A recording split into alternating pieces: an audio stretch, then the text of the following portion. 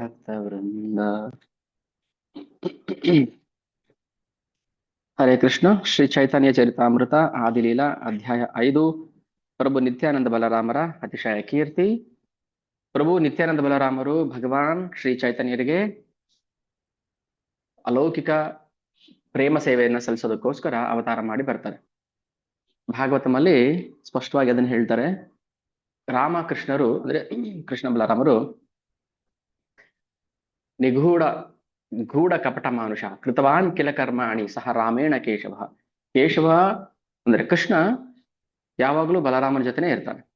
ಅಲೌಕಿಕ ಜಗತ್ತಲ್ಲಾಗ್ಲೂ ಭೌತಿಕ ಜಗತ್ತಲ್ಲಾದ್ರೂ ಇಬ್ರು ಜೊತೆಲೇ ಇರ್ತಾರೆ. ಏನಕ್ಕೆ? ಕೃತವಾನ್ ಕಿಲ ಕರ್ಮಾಣಿ ಸಹ ರಾಮೇಣ ಕೇಶವ ಭಗವಾನ್ ಅತಿಮರ್ಥ್ಯಾನಿ. ಸೊ ಈ ಭಗವತ್ ತತ್ವವನ್ನ ಅವನ ಭಗವತ್ ತತ್ವವನ್ನ ನಾವು ಅರ್ಥ ಮಾಡ್ಕೊಳ್ಳೋದು ಅಷ್ಟು ಸುಲಭ ಅಲ್ಲ. ಪ್ರಭು ನಿತ್ಯಾನಂದರ ಕೃಪೆ ಇಲ್ಲದೆ, ಅವರ ಕರುಣೆ ಇಲ್ಲದೆ ಯಾರೂ ಕೂಡ ಅವರನ್ನ ಅರ್ಥ ಮಾಡ್ಕೊಳ್ಳಕ್ಕೆ ಸಾಧ್ಯ ಇಲ್ಲ. ಭಾಗವತಮಲ್ಲಿ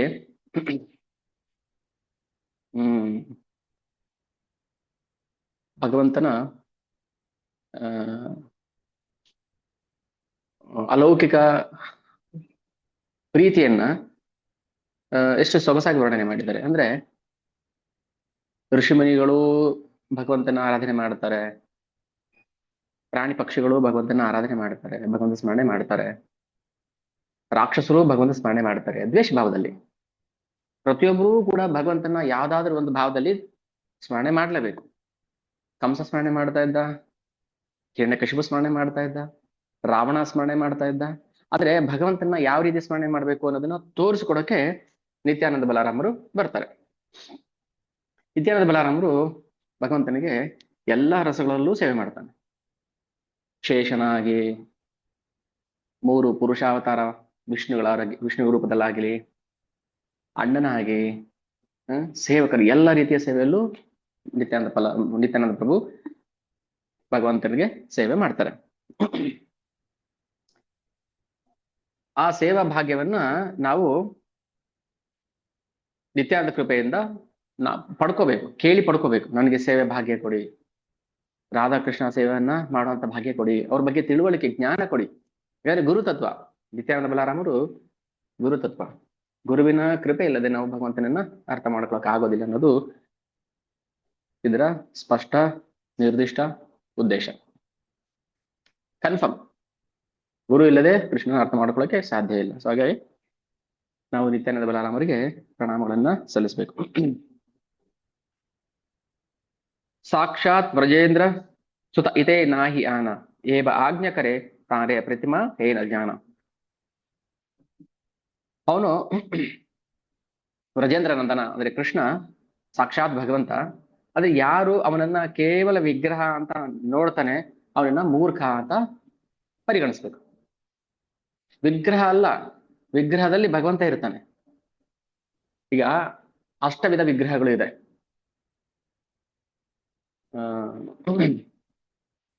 ಯಾವ್ದೆಲ್ಲ ಇದೆ?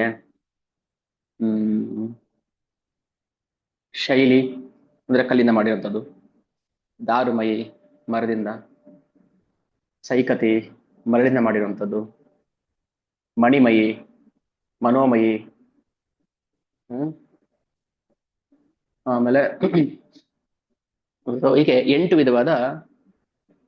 ಆಮೇಲೆ ಲೋಹದಿಂದ ಮಾಡಿರುವಂಥದ್ದು. ಇದು ಕೇವಲ ವಿಗ್ರಹ ಅಲ್ಲ, ಆ ವಿಗ್ರಹದಲ್ಲಿ ಭಗವಂತ ಇರ್ತಾನೆ ಅಂತ ನಾವು ಭಾವಿಸ್ಬೇಕು. ಯಾರು ಅದನ್ನ ಬರೀ ಕಲ್ಲು, ಬರೀ ಶಿಲೆ ಅಂತ ಭಾವಿಸ್ತಾರೆ ಅವನು ಮೂರ್ಖ. ಯಾಕಂದ್ರೆ ಭಗವಂತ ಅವನಿಗೆ ಅಷ್ಟೇ ದರ್ಶನ ಕೊಡ್ತಾನೆ. ಅಂದ್ರೆ ಇದೊಂದು ಶಿಲೆ, ಇದೊಂದು ಕಲ್ಲು.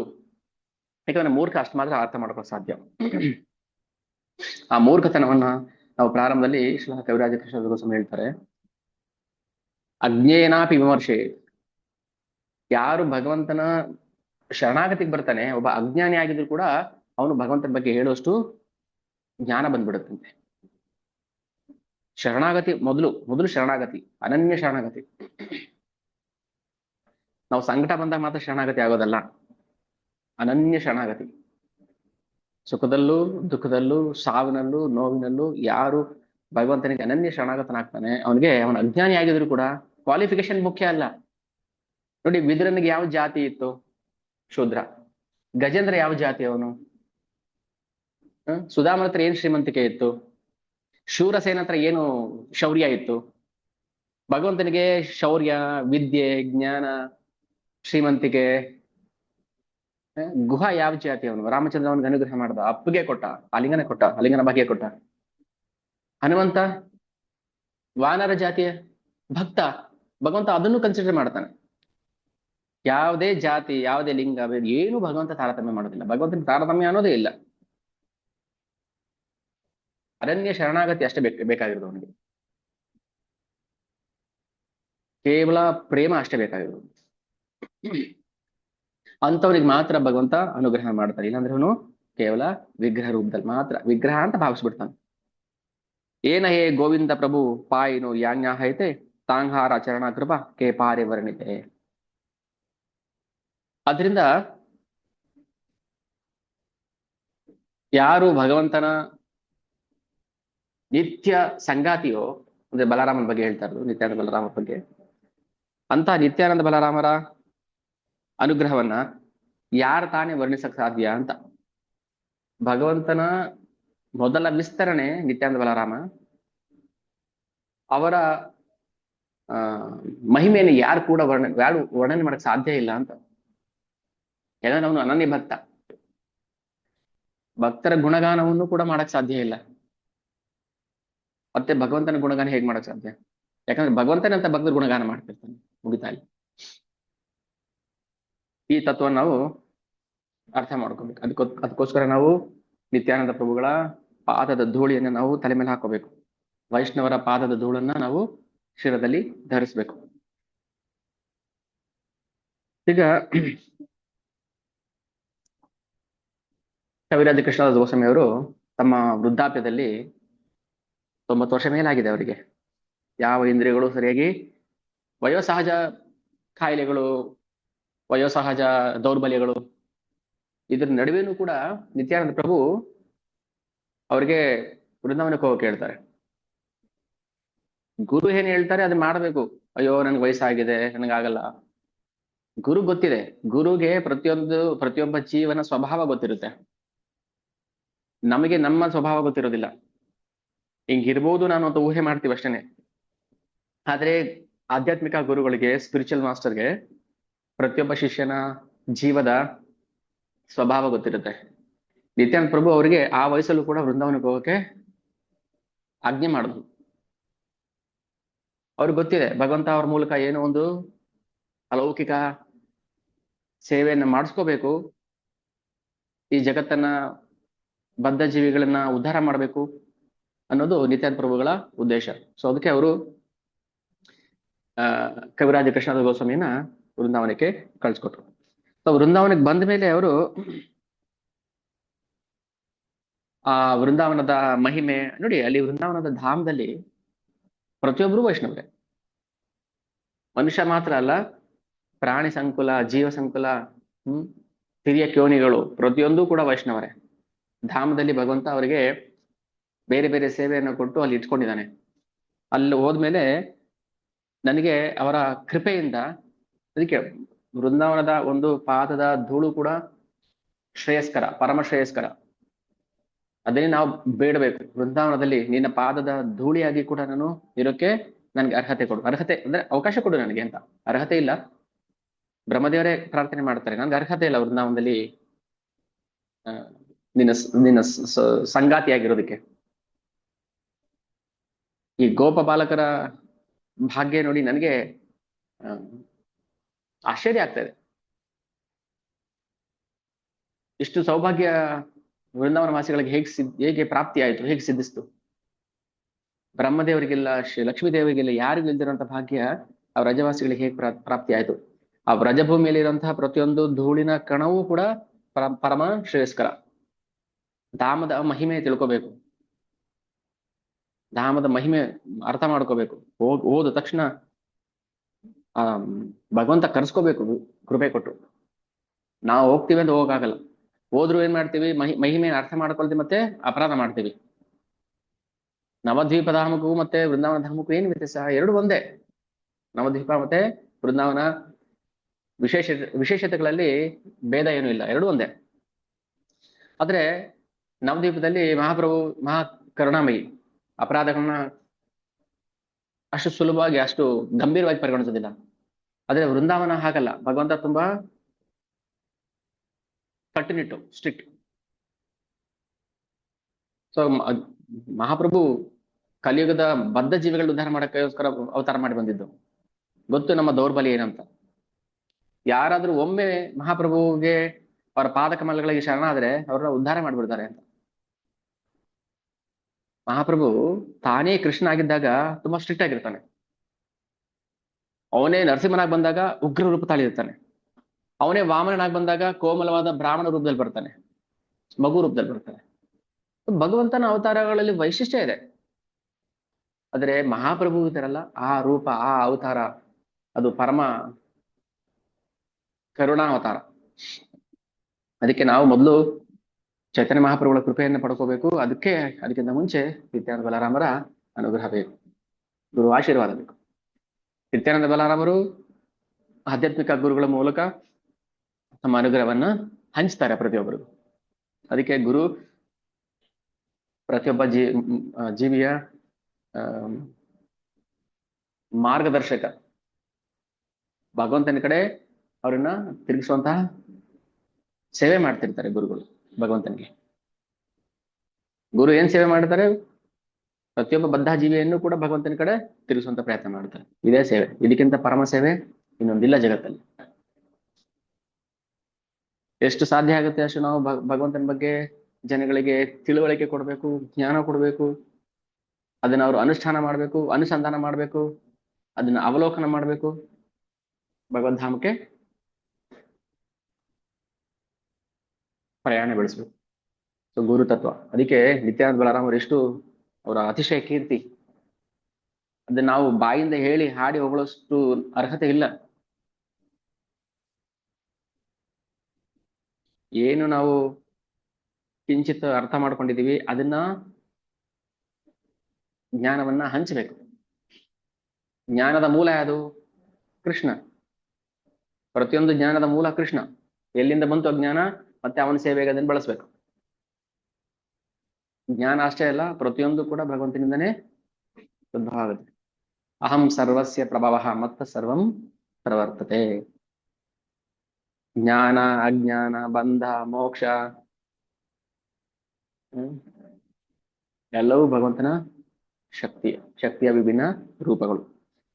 ಸೊ ಹಾಗೆ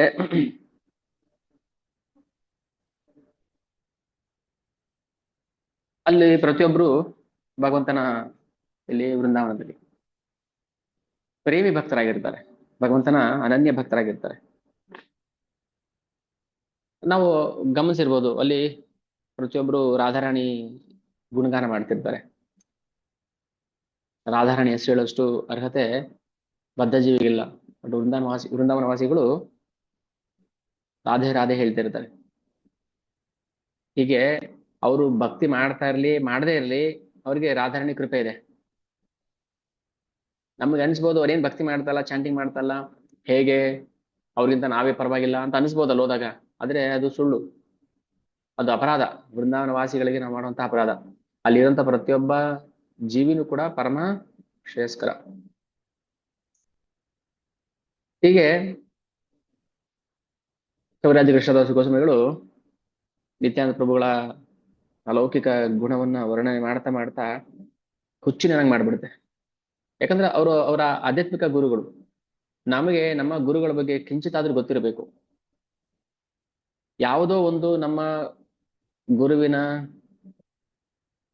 ನಾವು ನಮ್ಮ ಗುರುಗಳ ಗುಣವನ್ನ ವರ್ಣನೆ ಮಾಡೋಷ್ಟು ದೊಡ್ಡವರಲ್ಲ, ಅಷ್ಟು ಅರ್ಹತೆ ಇಲ್ಲ. ಆದ್ರೆ ಯಾವ ಒಂದು ಗುಣ ನಮ್ಮನ್ನ ಹುಚ್ಚಿರನಾಗಿ ಮಾಡುತ್ತೋ ಆ ಗುಣವನ್ನೇ ನಾವು ಧ್ಯಾನ ಮಾಡ್ತಾ ಕೂತ್ಬೇಕು. ಗುರು ಮತ್ತೆ ಶಿಷ್ಯನ ಸಂಬಂಧ ಹೇಗಿರುತ್ತೆ ಅಂದ್ರೆ, ಈಗ ಒಬ್ಬ ಬಡವನಿಗೆ ಐಶ್ವರ್ಯ ಬಂದು ಅವನು ಎಷ್ಟು ಆನಂದ ಪಡ್ತಾರಲ್ಲ ಬಡವನಿಗೆ ಐಶ್ವರ್ಯ ಬಂದಾಗ. ಆ ಐಶ್ವರ್ಯ ಬಂದಾಗ ಏನಾಗುತ್ತೆ, ಅವನಿಗೆ ಅಮಲೇರಿಬಿಡುತ್ತೆ ಐಶ್ವರ್ಯ ಬಂತು ಅಂತ. ಅದು ಕಳೆದೋದಾಗ ಎಷ್ಟು ಅದರ ಸ್ಮರಣೆಯಲ್ಲಿ ಇರ್ತಾನೆ ನೋಡಿ. ಏನೋ ಒಂದು ವಸ್ತು, ಪ್ರಿಯವಾದ ವಸ್ತು ಬಂದು ಹೋಯ್ತಲ್ಲ, ಕಳೆದೋಯ್ತಲ್ಲ ಅನ್ನೋ ಒಂದು ಶೋಕ ಇದೆಯಲ್ಲ, ಆತರ ನಾವು ಭಕ್ತಿಯಲ್ಲಿ, ಪ್ರೇಮ ಭಕ್ತಿಯಲ್ಲಿ ಏನೋ ಬಂದು ಕಳೆದು ಹೋಯ್ತಲ್ಲ ಅಥವಾ ಏನೋ ಸಿಕ್ಕಿಲ್ವಲ್ಲ ಅಂತ ಹುಚ್ಚಿ ನನಗೆ ಮಾಡ್ಬೇಕು ಅಂತ. ಮತ್ತು ಕೃಷ್ಣ ಅನ್ನುವ ಒಂದು ಸಂಪತ್ತು ಇದೆಯಲ್ಲ, ಅಲೌಕಿಕ ಸಂಪತ್ತು ನಮ್ಗಿನ್ನೂ ಸಿಕ್ಕಿಲ್ವಲ್ಲ ಅಂತ ಒದ್ದಾಡ್ಬೇಕು, ಹುಚ್ಚು ನನಗೆ ಮಾಡ್ಬೇಕು. ಅಂತ ಸಂಪತ್ತನ್ನ ನನಗೆ ನನ್ನ ಗುರುಗಳು ಕೊಡಿಸ್ತಾ ಇದಾರಲ್ಲ ಅನ್ನೋ ಒಂದು ಹುಚ್ಚು ಬರಬೇಕು ತಲೆಗೆ. ಅದು ಭೌತಿಕ ಹುಚ್ಚು ಅಲ್ಲ, ಅದು ಕವಿರಾಜ ಕೃಷ್ಣ ಗೋಸ್ವಾಮಿ ಹೇಳ್ತಾರಲ್ವಾ, ನಿತ್ಯಾನಂದ ಪ್ರಭುರ ಗುಣ ಮಹಿಮ ಅಪಾರ, ಸಹಸ್ರ ವದನೆ ಶೇಷ ನಾಹಿ ಪಾರಯಾಂಗಿರ. 1000 ಮುಖಗಳಿದ್ರು, 1000 ಬಾಯಿಗಳಿದ್ರು ಕೂಡ ನಾನು ನನ್ನ ಗುರುಗಳ ವರ್ಣನೆ ಮಾಡಕ್ಕೆ ಸಾಧ್ಯ ಇಲ್ಲ ಅಂತ ಅದರ ಅರ್ಥ. ಅದಕ್ಕೆ ಹೇಳಿದ್ರು, ಗುರು ಅನ್ನೋದು 2 ಅಕ್ಷರಗಳಲ್ಲ, ಅದು ಅದು 2 ತೀರವನ್ನ ಬೆಸೆಯುವಂತಹ ಬ್ರಿಡ್ಜ್, ಕೊಂಡಿ. ಒಂದು ಜೀವ ತತ್ವ, ಇನ್ನೊಂದು ಕೃಷ್ಣ ತತ್ವ. ಏ ಕೃಷ್ಣ ತತ್ವ ವೇತ್ತ ಸೇಯಿ ಗುರುಹಯ. ಯಾರು ಕೃಷ್ಣ ತತ್ವವನ್ನು ತಿಳಿದಿರ್ತಾನೆ ಅವನು ಗುರು ಅಂತ. ಸೊ ಗುರು ಏನ್ ಮಾಡ್ತಾರೆ, ಜೀವ ತತ್ವನನ್ನ ಕೃಷ್ಣ ತತ್ವನ ಕಡೆಗೆ ಜೋಡಿಸುವಂತಹ ಕೊಂಡಿ. ಸೊ ಅದು 2 ಶಬ್ದ, ಕೇವಲ 2 ಬಾಯಿಂದ ಬರುವಂತ 2 ಶಬ್ದಗಳಷ್ಟೇ ಅಲ್ಲ, ಅದು ಕೊಂಡಿ. ಅಂತಹ ಕೊಂಡಿ ನಮ್ಮ ಜೀವನಕ್ಕೆ, ಪ್ರತಿಯೊಬ್ಬರ ಜೀವನಕ್ಕೆ ತುಂಬಾ ಅಗತ್ಯ. ಗುರು ಇಲ್ಲದ ಜೀವನ ಅದು ಕೇವಲ ವ್ಯರ್ಥ, ಪ್ರಾಣಿ ಜೀವನ, ಪಶು ಜೀವನ. ಅಂತಹ ನನ್ನ ಆರಾಧ್ಯ ದೈವ ನಿತ್ಯಾನಂದ ಪ್ರಭುಗಳ ಗುಣಗಾನವನ್ನು ನನಗೆ ಮಾಡೋದಕ್ಕೆ 1000 ಬಾಯಿದ್ರು ಸಾಲದು, ಅನಂತ ಬಾಯಿಗಳು ಬೇಕು. ಅನಂತ ಬಾಯಿಗಳಿದ್ರು ಕೂಡ ನಾವು ಭಗವಂತನ, ನಿತ್ಯಾನಂದ ಪ್ರಭುಗಳನ್ನ ನಾವು ಗುಣಗಾನ ಮಾಡಕ್ ಸಾಧ್ಯ ಇಲ್ಲ. ಅದಕ್ಕೆ ಹೇಳುದು, ಗುರು ನಾವು ಮೊದಲು ಕೃಷ್ಣನನ್ನ ಹೊಗಳೋದಲ್ಲ. ಕೃಷ್ಣನ ಹೊಗಳಿಕೆ ನಮಗ್ ಗೊತ್ತಿಲ್ಲ ಹೇಗೆ ಹೊಗಳಬೇಕು ಅಂತ. ಹೇಗೆ ಹೊಗಳಬೇಕು ಕೃಷ್ಣನ? ವೇದಗಳು ಹೊಗಳ್ತಾ ಇದಾರಲ್ಲ, ಮತ್ತೆ ವೇದಗಳಿಗೂ ಸಿಗ್ತಾ ಇಲ್ಲ ಕೃಷ್ಣ. ಅನಂತ ಕಾಲದಿಂದ ವೇದಗಳು ಭಗವಂತನ ಹಾಡಿ ಹೊಗಳ್ತಾ ಇದೆ, ಆದ್ರೆ ಕೃಷ್ಣನ ಮುಟ್ಟಕ್ ಆಗ್ತಾ ಇಲ್ಲ. ಮತ್ತೆ ನಾವು ಏನ್ ಹೊಗಳ್ತೀವಿ ಭಗವಂತನ? ಎಷ್ಟು ಹೊಗಳಕ್ ಸಾಧ್ಯ? ಹೊಗಳಬೇಕು ಗುರು ಮೂಲಕ. ನಾವ್ ಏನೇ ಅರ್ಪಣೆ ಮಾಡಿದ್ರು ಗುರು ಮೂಲಕ ಮಾಡ್ಬೇಕು. ಭಗವಂತನಿಗೆ ತುಳಸಿ ಅರ್ಪಣೆ ಮಾಡ್ಬೇಕಾದ್ರೂ ಗುರು ಮೂಲಕ ಮಾಡ್ಬೇಕು. ಭೋಗ ಅರ್ಪಣೆ ಮಾಡ್ಬೇಕಾದ್ರೂ ಗುರು ಮೂಲಕ ಮಾಡ್ಬೇಕು. ಯಾಕಂದ್ರೆ ಗುರು ಮಾತ್ರ ಭಗವಂತನ ಅರ್ಥ ಮಾಡ್ಕೊಂಡ್ರು. ಗುರು ಭಗವಂತನ ಆಧ್ಯಾತ್ಮಿಕ ಪ್ರತಿನಿಧಿ. ಹಂಗಿದ್ದಾಗ ನಾವು ಗುರು ಮೂಲಕ ಹೋಗ್ಬೇಕೆ ಹೊರತು ನೇರವಾಗಿ ನಾವು ಭಗವಂತನ ಹತ್ರಕ್ಕೆ ಹೋಗೋಕ್ ಸಾಧ್ಯ ಇಲ್ಲ, ಹೋಗಕ್ ಆಗೋದು ಇಲ್ಲ. ಅದು ಆದ್ರೂ ವ್ಯರ್ಥ, ವ್ಯರ್ಥ ಪ್ರಯತ್ನ. ಏನ್ ಇನ್ಸ್ಟ್ರಕ್ಷನ್ಸ್ ಕೊಡ್ತಾರೆ ಗುರು, ಅದನ್ನ ನಾವು ಕಟ್ಟಿಟ್ಟಾಗಿ ಫಾಲೋ ಮಾಡ್ಬೇಕು. ಎಷ್ಟು ಜನ ಹೇಳ್ತಾರೆ, ನಾವ್ ಎಷ್ಟು ಪ್ರಯತ್ನ ಮಾಡ್ತಾ ಇದೀವಿ, ಯಾಕೆ ನಮ್ಗೆ ಕೃಷ್ಣ ಪ್ರೇಮ ಪ್ರಾಪ್ತಿ ಆಗ್ತಾ ಇಲ್ಲ, ಯಾಕೆ ನಾವ್ ಇನ್ನು ಮಾಯಲ್ಸಿ ಒದ್ದಾಡ್ತಾ ಇದೀವಿ, ಯಾಕೆ ಭಕ್ತಿಯಲ್ಲಿ ಕಿಂಚಿತ್ ನಾವು ಮುಂದೆ ಹೋಗ್ತಾ ಇಲ್ಲ, ನಿಂತ ಜಾಗದಲ್ಲಿ ನಿಂತಿದ್ದೀವಿ, ಸೈಕಲ್ ತುಳಿತಾ ಇದ್ದೀವಿ. ಕಾರಣ ನಾವು ಗುರು ಆಜ್ಞೆಯನ್ನ ಉಲ್ಲಂಘನೆ ಮಾಡ್ತಾ ಇದೀವಿ, ಗುರುರ ಅವಜ್ಞೆ ಮಾಡ್ತಾ ಇದೀವಿ. ಅವಜ್ಞೆ ಅಂದ್ರೆ ಮೀರೋದು ಅಂತ.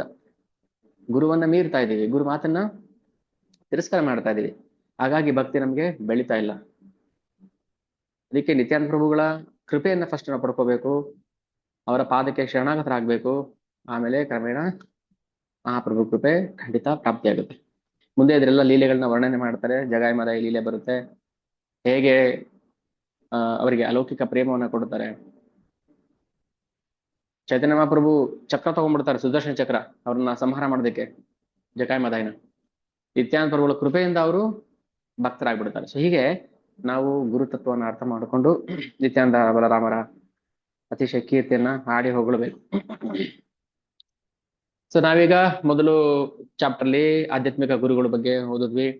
ಅದರಲ್ಲಿ ಮೊದಲು ಕವಿರಾಜ ಕೃಷ್ಣ ಗೋಸ್ವಾಮಿ ಅವರು ಗುರುಗಳಿಗೆ ಪ್ರಣಾಮ ಮಾಡ್ತಾರೆ. ಒಂದೇ ಗುರು ಈಶ ಭಕ್ತ ಈಶಾವತಾರಕಾನ್ ತತ್ಪ್ರಕಾಶಂಶ ತಚ್ಛಕ್ತಿ ಕೃಷ್ಣ ಚೈತನ್ಯ ಸಂಜ್ಞಕಾಂ. ಸೊ ಪ್ರಕಾಶಂಶ ಅಂದ್ರೆ ಭಗವಂತನ ವಿವಿಧ ರೂಪಗಳು. ಲೀಲೆಗೋಸ್ಕರ ಭಗವಂತ ಬೇರೆ ಬೇರೆ ಬೇರೆ ರೂಪಗಳನ್ನ ತಾಳ್ತಾನೆ. ಸೊ ಇದು ವೈಭವ ಪ್ರಕಾಶ, ವೈಭವ ವಿಲಾಸ, ವೈಭವ ಪ್ರಕಾಶ, ಇದು ಭಗವಂತನ ಲೀಲೆ, ಅಂತರಂಗ ಶಕ್ತಿಯ 2 ಬೇರೆ ಬೇರೆ ಮಜಲುಗಳು. ಭಗವಂತ ಹೇಗೆಲ್ಲ ಲೀಲೆ ಮಾಡ್ತಾನೆ ಅನ್ನೋದನ್ನ ತತ್ಪ್ರಕಾಶಂ ಚ ತಚ್ಚಕ್ತಿ ಕೃಷ್ಣ ಚೈತನ್ಯ ಸಂಜ್ಞಕಂ. ಆ ಶಕ್ತಿಯೇ, ಆ ಪ್ರಕಾಶವೇ ಶ್ರೀ ಚೈತನ್ಯ ಮಹಾಪ್ರಭು ಅಂತ ಫಸ್ಟ್ ಪ್ರಾರ್ಥನೆಯಲ್ಲೇ ಕವಿರಾಜ್ ಕೃಷ್ಣ ಗೋಸ್ವಾಮಿ ಹೇಳ್ತಾರೆ. ಮೊದಲನೇ ಅಧ್ಯಾಯದಲ್ಲಿ ನಾವು ಆಧ್ಯಾತ್ಮ ಗುರುಗಳ ಬಗ್ಗೆ ನೋಡಿದ್ವಿ. ಎರಡನೇ ಅಧ್ಯಾಯದಲ್ಲಿ ನಾವು ದೈವೋತ್ತಮ ಪರಮ ಪುರುಷ ಶ್ರೀ ಚೈತನ್ಯ ಮಹಾಪ್ರಭು, ಕೃಷ್ಣನೇ ಮಹಾಪ್ರಭು ಅನ್ನೋದ್ರ ಬಗ್ಗೆ ಪುರಾವೆಗಳನ್ನ ನೋಡಿದ್ವಿ. ಮೂರನೇ ಅಧ್ಯಾಯದಲ್ಲಿ ಚೈತನ್ಯ ಮಹಾಪ್ರಭುಗಳ ಆವಿರ್ಭಾವಕ್ಕೆ ಬಾಹ್ಯ ಕಾರಣಗಳು. ಅದ್ವೈತಾಚಾರ್ಯರು ಕರೆದ್ರು, ಅವಾಗ ಅಧರ್ಮ ತಾಂಡವಾಡ್ತಾ ಇತ್ತು. ಅದ್ವೈತಾಚಾರ್ಯರು ಗಂಗಾ ನದಿ ದಾಟಕ್ಕೆ ಹೋದ್ರು, ಪ್ರಭು ಕೃಷ್ಣನ ಸ್ಮರಣೆ ಮಾಡಿದ್ರು, ಬಂದ್ರು. ಸೊ ಇದು ಬಾಹ್ಯ ಕಾರಣ. ರಹಸ್ಯತಮ ಕಾರಣಗಳು 4ನೇ ಅಧ್ಯಾಯ. 5ನೇ ಅಧ್ಯಾಯದಲ್ಲಿ ನಿತ್ಯಾನಂದ ಪ್ರಭುಗಳ ಅತಿಶಯ ಕೀರ್ತಿ. ಈಗ ಚೈತನ್ಯ ಮಹಾಪ್ರಭು ಮತ್ತು ನಿತ್ಯಾನಂದ ಬಲರಾಮರ ನಾವು ಮಹಿಮೆಗಳನ್ನ ಯಥಾಶಕ್ತಿ ಯಥಾಮತಿ ಶ್ರವಣ ಮಾಡಿದ್ವಿ. ಮುಂದಿನ ಅಧ್ಯಾಯ 6 ಶ್ರೀ ಅದ್ವೈತಾಚಾರ್ಯರ ಭವ್ಯತೆ. ಅದ್ವೈತಾಚಾರ್ಯರು ಈ ಪಂಚತತ್ವದಲ್ಲಿ ವಿಷ್ಣುವಿನ ಅವತಾರ, ವಿಷ್ಣು ಮತ್ತು ಸದಾಶಿವರ ಅವತಾರ. ವಿಷ್ಣು ಮತ್ತೆ ಸದಾಶಿವರೇ ಅದ್ವೈತಾಚಾರ್ಯಾಗಿ ಬಂದರು ಈ ಶ್ರೀ ಗೌರ ಲೀಲೆಯಲ್ಲಿ. ಚೈತನ್ಯ ಮಹಾಪ್ರಭುಗಳನ್ನ ನಾವು ಗೌರಾಂಗ ಅಂತಾನೂ ಕರಿತೀವಿ. ಸೊ ಗೌರ ಲೀಲೆ, ಮಹಾಪ್ರಭು ಏನ್ ಮಾಡಿದ್ರು ಲೀಲೆ, ಅದೆಲ್ಲ ಗೌರ ಲೀಲೆ. ಸೊ ಈ ಗೌರ ಲೀಲೆ ವಿಶೇಷವಾಗಿ ಇಲ್ಲಿ ಯಾರನ್ನು ದೇವರು ಅಂತ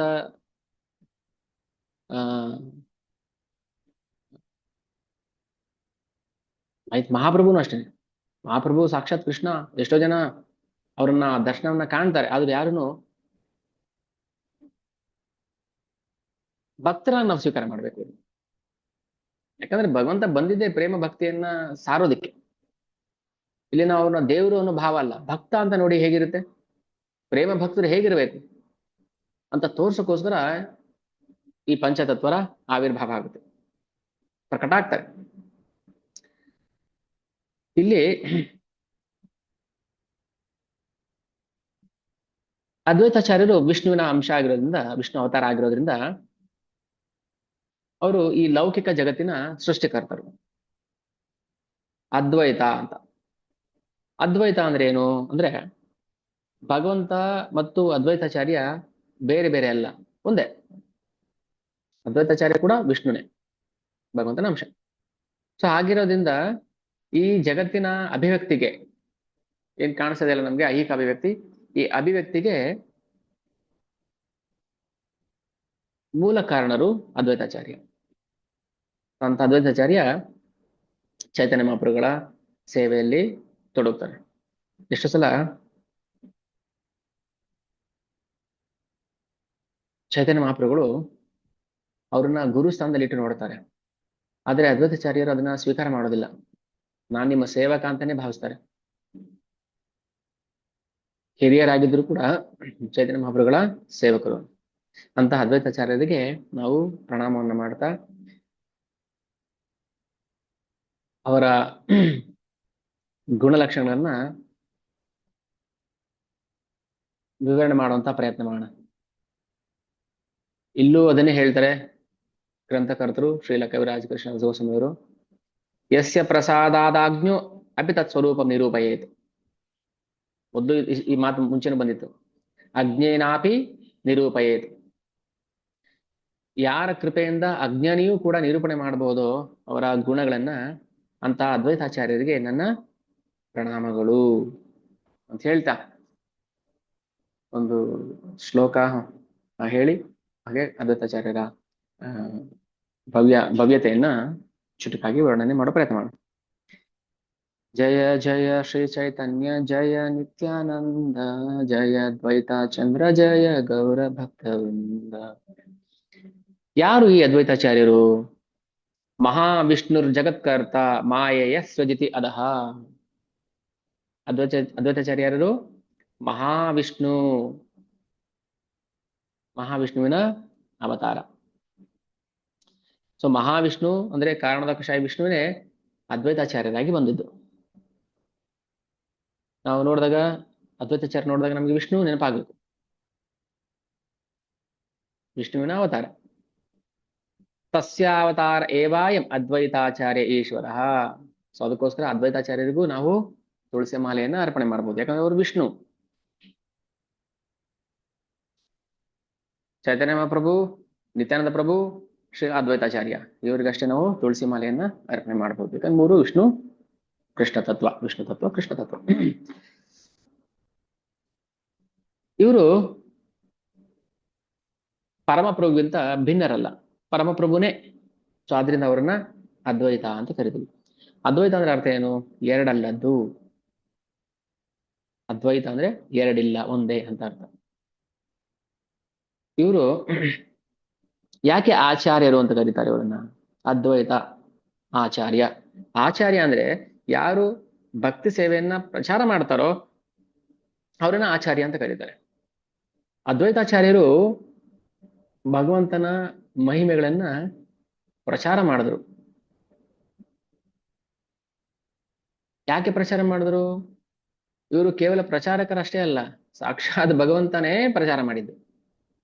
ಭಗವಂತನೇ ಮನುಷ್ಯನಾಗಿ ಬಂದ್ರು ಕೂಡ ಭಗವಂತನ ಬಗ್ಗೆ ಪ್ರಚಾರ ಮಾಡಬೇಕು, ಇದು ಅವರ ಧರ್ಮ, ಅವನ ಸ್ವಭಾವ. ಭಗವಂತನ ಸ್ವಭಾವ ಏನಂದ್ರೆ, ಭಗವಂತನಿಗೂ ಸ್ವಭಾವ ಇದೆ, ತನ್ನ ಭಕ್ತರು ಯಾರು ಶರಣಾಗತರಾಗ್ತಾರೆ ಅಂತ ಭಕ್ತರನ್ನ ಕಾಪಾಡಬೇಕು, ತನ್ನ ನಾಮವನ್ನೇ ಜಗತ್ತಿಗೆ ಪ್ರಚಾರ ಮಾಡಬೇಕು, ತನ್ನ ಗುಣಗಳನ್ನೇ ಜಗತ್ತಿನ ಬದ್ಧ ಜೀವಿಗಳಿಗೆ ಹಂಚಬೇಕು, ಇದು ಅವರ ಧರ್ಮ. ಹಾಗೆ ಅದ್ವೈತಾಚಾರ್ಯರು ಕೂಡ ಭಗವಂತನೇ ಆಗಿದ್ರು, ಭಗವಂತನ ಗುಣಗಳನ್ನ, ಭಗವಂತನ ನಾಮವನ್ನ ಪ್ರಚಾರ ಮಾಡೋಕ್ಕೋಸ್ಕರ ಬಂದ್ರು. ಅದಕ್ಕೋಸ್ಕರ ಇವ್ರನ್ನ ಆಚಾರ್ಯ ಅಂತ ಕರಿತೀವಿ. ದೇವರೇ ಬಂದ್ರು ದೇವ್ರ ಬಗ್ಗೆ ಪ್ರಚಾರ ಮಾಡ್ಬೇಕು, ನಾವಷ್ಟೇ ಅಲ್ಲ. ನಾವ್ ಮಾತ್ರ ಪ್ರಚಾರ ಮಾಡಿ ಅಂತ ಹೇಳೋದಲ್ಲ, ಭಗವಂತನೇ ಪ್ರಚಾರ ಮಾಡ್ಬೇಕು ಬಂದ್ರು. ಯಾಕೆಂದ್ರೆ ಬಂದಿದ್ದ ಉದ್ದೇಶನೇ ಪ್ರಚಾರ ಮಾಡ್ಬೇಕು ಅಂತ. ಹರಿನಾಮವನ್ನ ಪ್ರಸಾರ ಮಾಡ್ಬೇಕು, ಪ್ರಚಾರ ಮಾಡ್ಬೇಕು, ಪ್ರತಿಯೊಬ್ಬರು ಬಾಯಲ್ಲೂ ಹರಿನಾಮ ಬರಬೇಕು. ಸೊ ಹಾಗಾಗಿ ಅದ್ವೈತಾಚಾರ್ಯವರು ಒಬ್ರು ಸಾಮಾನ್ಯ ಜೀವಿ ಅಂತ ಅಲ್ಲ. ಮಹಾವಿಷ್ಣು ಏನ್ ಮಾಡ್ತಾರೆ? ಮಹಾವಿಷ್ಣು ಕಾರ್ಯ ಏನು? ಏನ್ ಮಾಡ್ತಾರೆ ಅವರು? ಯಾವಾಗಲೂ ಕಾರಣ ಸಮುದ್ರದಲ್ಲಿ ಮಲ್ಕೊಂಡಿರ್ತಾರೆ, ನಿದ್ದೆ ಮಾಡ್ತಾ ಇರ್ತಾರೆ ಅಲ್ವಾ? ನಮಗಷ್ಟು ಕಾಣಿಸುತ್ತೆ ಫೋಟೋ ನೋಡಿದಾಗ. ಮಹಾವಿಷ್ಣುವಿನ ಉಸಿರಾಟದಲ್ಲಿ ಅನೇಕ ಬ್ರಹ್ಮಾಂಡಗಳು ಬಂದು ಹೋಗ್ತಿರ್ತವೆ. ಸಮುದ್ರದ ಮೇಲೆ ಮಳೆ ಹನಿ ಬಿದ್ದಾಗ ಹೇಗೆ ಪಟ್ ಪಟ್ ಅಂತ ಹೊಡೆದಾಗ್ತಾ ಇರುತ್ತೆ, ನಗಣ್ಯ, ಲೆಕ್ಕನೇ ಇಲ್ಲ ಅದಕ್ಕಲ್ವಾ? ಸಮುದ್ರದ ಮೇಲೆ ಒಂದು ಹನಿ ಮಳೆ ಬಿದ್ರೆ ಏನು ಲೆಕ್ಕನೇ ಇಲ್ಲ ಅದಕ್ಕೆ. ಹಾಗೆ ಅದ್ವೈತಾಚಾರ್ಯರು ಮಹಾವಿಷ್ಣು ರೂಪದಲ್ಲಿ ಅಸಂಖ್ಯಾತ ಬ್ರಹ್ಮಾಂಡಗಳನ್ನು ಸೃಷ್ಟಿ ಮಾಡ್ತಾರೆ.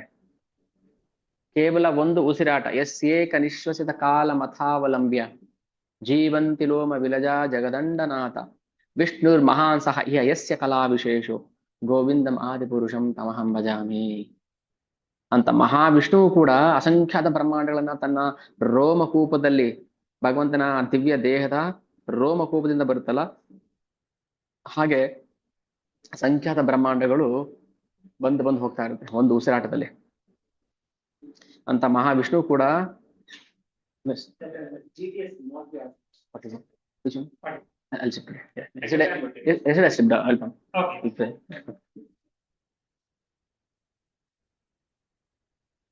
ಅಂತ ಮಹಾವಿಷ್ಣು ಕೃಷ್ಣನ ಕೇವಲ ಒಂದು ಅಂಶ, ಕಲಾ ವಿಶೇಷ ಅಂತ ಗೋವಿಂದನಿಗೆ ನಾನು ಪ್ರಣಾಮವನ್ನ ಮಾಡ್ತೀನಿ ಅಂತ ಬ್ರಹ್ಮದೇವರು ಬ್ರಹ್ಮ ಸಂಹಿತೆಯಲ್ಲಿ ಹಾಡ್ತಾರೆ. ಸೊ ಮಹಾವಿಷ್ಣು ಅಂದ್ರೆ ಅದ್ವೈತಾಚಾರ್ಯ ಭಗವಂತನ ಅಂಶದ ಒಂದು ಭಾಗ. ಚೆನ್ನಾಗಿ ಅದನ್ನ ಅರ್ಥ ಮಾಡ್ಕೋಬೇಕು, ಜೀರ್ಣ ಮಾಡ್ಕೋಬೇಕು. ಎಷ್ಟು ತಿಂದ್ವಿ ಮುಖ್ಯ ಅಲ್ಲ, ಎಷ್ಟು ಜೀರ್ಣ ಆಯ್ತು ಮುಖ್ಯ. ಎಷ್ಟು ಜೀರ್ಣ ಆಗುತ್ತೆ ಅಷ್ಟೇ ಜೀರ್ಣ, ಮಿಕ್ಕಿದೆಲ್ಲ ಅಜೀರ್ಣ. ಸೊ ಅದಕ್ಕೆ ಏನ್ ಅರ್ಥ ಮಾಡ್ಕೋತೀವೋ ಅದನ್ನ ಚೆನ್ನಾಗಿ ಅರ್ಥ ಮಾಡ್ಕೋಬೇಕು. ಆಮೇಲೆ ಅದೇ ಕಾರಣದಕಶಾಯಿ ವಿಷ್ಣು ಬ್ರಹ್ಮಾಂಡಗಳನ್ನ ಸೃಷ್ಟಿ ಮಾಡ್ತಾನೆ. ಆ ಒಂದೊಂದು ಬ್ರಹ್ಮಾಂಡದಲ್ಲೂ ತಾನೇ ಹೋಗಿ ಕೂತು ಬಿಡ್ತಾನೆ. ಒಂದೊಂದು ಬ್ರಹ್ಮಾಂಡದಲ್ಲೂ ಒಬ್ಬೊಬ್ಬ ವಿಷ್ಣು, ಗರ್ಭೋದಕಶಾಯಿ ವಿಷ್ಣು, ಅವನ ಶರೀರದಿಂದ, ಅವನ ನಾಭಿ ಕಮಲದಿಂದ ಬ್ರಹ್ಮರುಗಳು ಸೃಷ್ಟಿ ಆಗ್ತಾರೆ. ಪ್ರತಿಯೊಂದೊಂದೊಂದೊಂದು ಬ್ರಹ್ಮಾಂಡಕ್ಕೂ ಒಬ್ಬೊಬ್ಬ ಬ್ರಹ್ಮರ ಸೃಷ್ಟಿ ಮಾಡ್ತಾರೆ. ಇಡೀ ಜಗತ್ತಿಗೆ ಒಬ್ಬರೇ, ಇಡೀ ಜಗತ್ತಿಗೆ ಒಬ್ಬರೇ ಬ್ರಹ್ಮ ಅಲ್ಲ, ಸಂಖ್ಯಾತ ಬ್ರಹ್ಮಾಂಡಗಳಿಗೆ ಅಸಂಖ್ಯಾತ ಬ್ರಹ್ಮರುಗಳು. ಸೊ ತಾನೇ ಮತ್ತೆ ಪ್ರತಿಯೊಂದು ಜೀವಿಯಲ್ಲೂ, ಪ್ರತಿಯೊಂದು ಭೌತ ವಸ್ತುನಲ್ಲೂ ಸೇರ್ಕೊಂಡ್ಬಿಡ್ತಾನೆ. ಸೊ ಕ್ಷೀರಾಕ್ಷಾಯ ವಿಷ್ಣುವಾಗಿ. ಸೊ ಇದು ಅದ್ವೈತಾಚಾರ್ಯರ ವಿಸ್ತೃತ ರೂಪಗಳು. ಅದ್ವೈತಾಚಾರ್ಯ ಸಾಕ್ಷಾತ್ ಮಹಾವಿಷ್ಣು. ಸೊ ಮಹಾವಿಷ್ಣುವಿಂದ ವಿಸ್ತೃತ ಆಯಿತು ಗರ್ಭೋದಕಶಾಯ ವಿಷ್ಣು, ಆಮೇಲೆ ಕ್ಷೀರೋದಕಶಾಯ ವಿಷ್ಣು. ಹೀಗೆ ಕೋಟಿ ಬ್ರಹ್ಮಾಂಡ ಕರೇನ ಇಚ್ಛಾಯ ನಿರ್ಮಾಣ. ತನ್ನ ಇಚ್ಛೆಯಿಂದ, ಕೇವಲ ಇಚ್ಛೆಯಿಂದ ಅಸಂಖ್ಯಾತ ಕೋಟಿ ಬ್ರಹ್ಮಾಂಡಗಳನ್ನ ಅದ್ವೈತಾಚಾರ್ಯರು ಸೃಷ್ಟಿ ಮಾಡ್ತಾರೆ. ಆಮೇಲೆ ಸೃಷ್ಟಿ ಮಾಡಿದ್ಮೇಲೆ ಅವನಿಗೆ ಸಹಾಯ ಮಾಡಬೇಕು.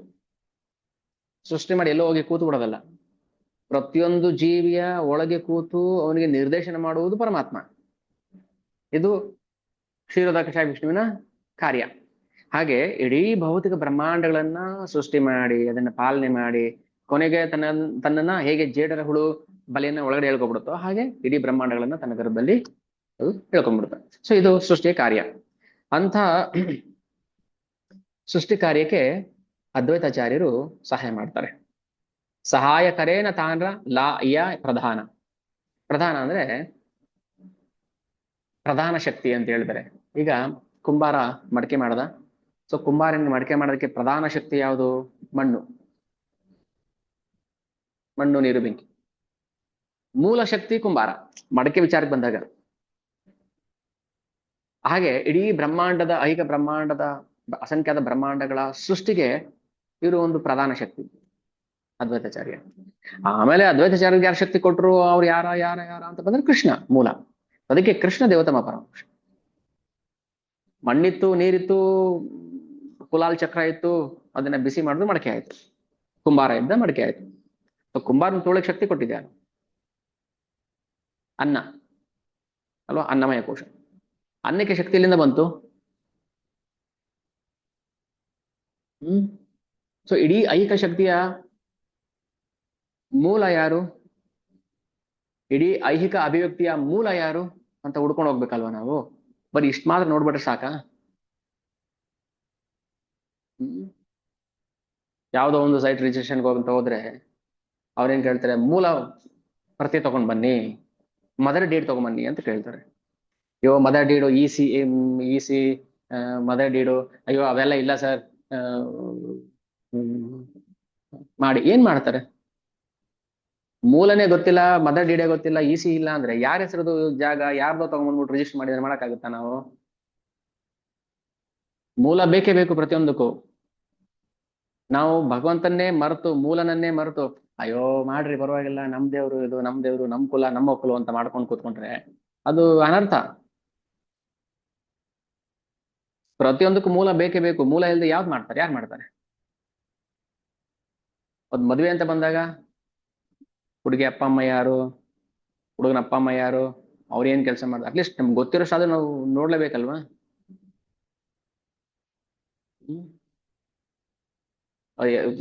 ಒಂದು ಗಾದೆ ಹೇಳ್ತಾರಲ್ಲ ಕನ್ನಡದಲ್ಲಿ,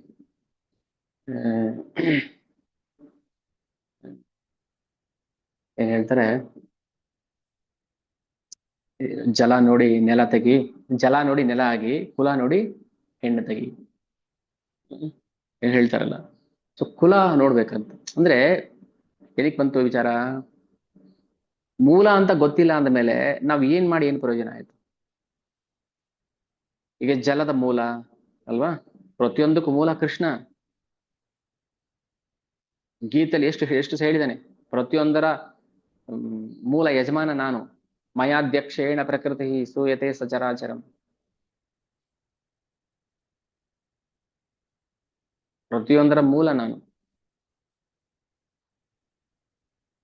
ಅವನ ಕಾರ್ಯಚಟುವಟಿಕೆಗಳು, ಅವನ ಅವತಾರದ ಲೀಲೆಗಳು, ಅವನ ಗುಣ, ಅವನ ಸ್ವಭಾವ, ಅವನ ಧರ್ಮ, ಸೊ ಇದನ್ನೆಲ್ಲ ನಾವು ಅರ್ಥ ಮಾಡ್ಕೊಳ್ಳೋ ಪ್ರಯತ್ನ ಮಾಡ್ಬೇಕು. ಭಗವಂತನ ಸಂಪೂರ್ಣ ಅರ್ಥ ಮಾಡ್ಕೊಳಕ್ ಆಗೋದಿಲ್ಲ, ಅರ್ಥ ಮಾಡ್ಕೊಳ್ಳೋ ಪ್ರಯತ್ನ ಮಾಡ್ಬೇಕು. ಅಂತ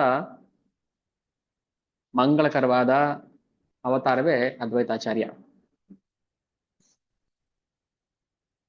ಅದ್ವೈತಾಚಾರ್ಯರು ಮಹಾವಿಷ್ಣುನೇ ಆಗಿದ್ರು, ಅವರು ಕೃಷ್ಣ ಪ್ರೇಮವನ್ನೇ ಸಾರ್ತಾರೆ. ಮಹಾವಿಷ್ಣು ಓಕೆ, ಅವರಿಗೆ ಮಾಧುರ್ಯ ಭಾವದಲ್ಲಿ ಇರೋದಿಲ್ಲ. ಮಹಾವಿಷ್ಣುವಿಗೇನು ದಾಸ್ಯ ಭಾವ. ಈಗ ವೈಕುಂಠದಲ್ಲಿ, ಅಸಂಖ್ಯಾತ ವೈಕುಂಠ ಲೋಕದಲ್ಲಿ ವಿಷ್ಣು ನಾರಾಯಣ ರೂಪದಲ್ಲಿ, ಚತುರ್ಭುಜ ರೂಪದಲ್ಲಿ ಇರ್ತಾನಲ್ವಾ, ಅಲ್ಲಿ ಅವನಿಗೆ ಮಾಧುರ್ಯ ರಸದಲ್ಲಿ ಸೇವೆ ಮಾಡಕ್ ಆಗೋದಿಲ್ಲ. ಎಲ್ಲಾ ರಸಗಳಲ್ಲೂ ಮಾಧುರ್ಯ ರಸ ಶ್ರೇಷ್ಠ.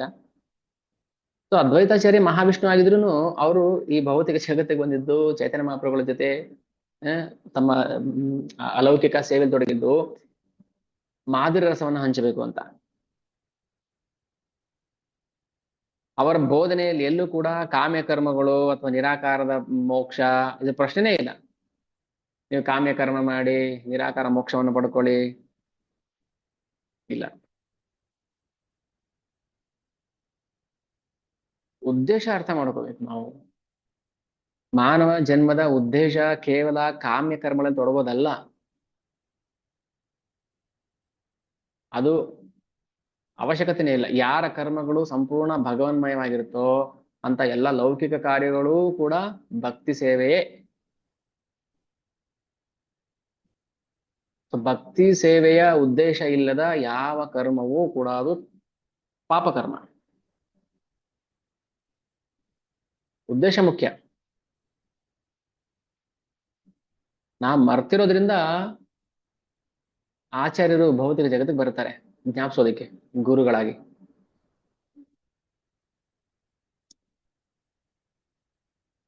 ಯಾಕೆ ಮರ್ತೋದ್ವಿ?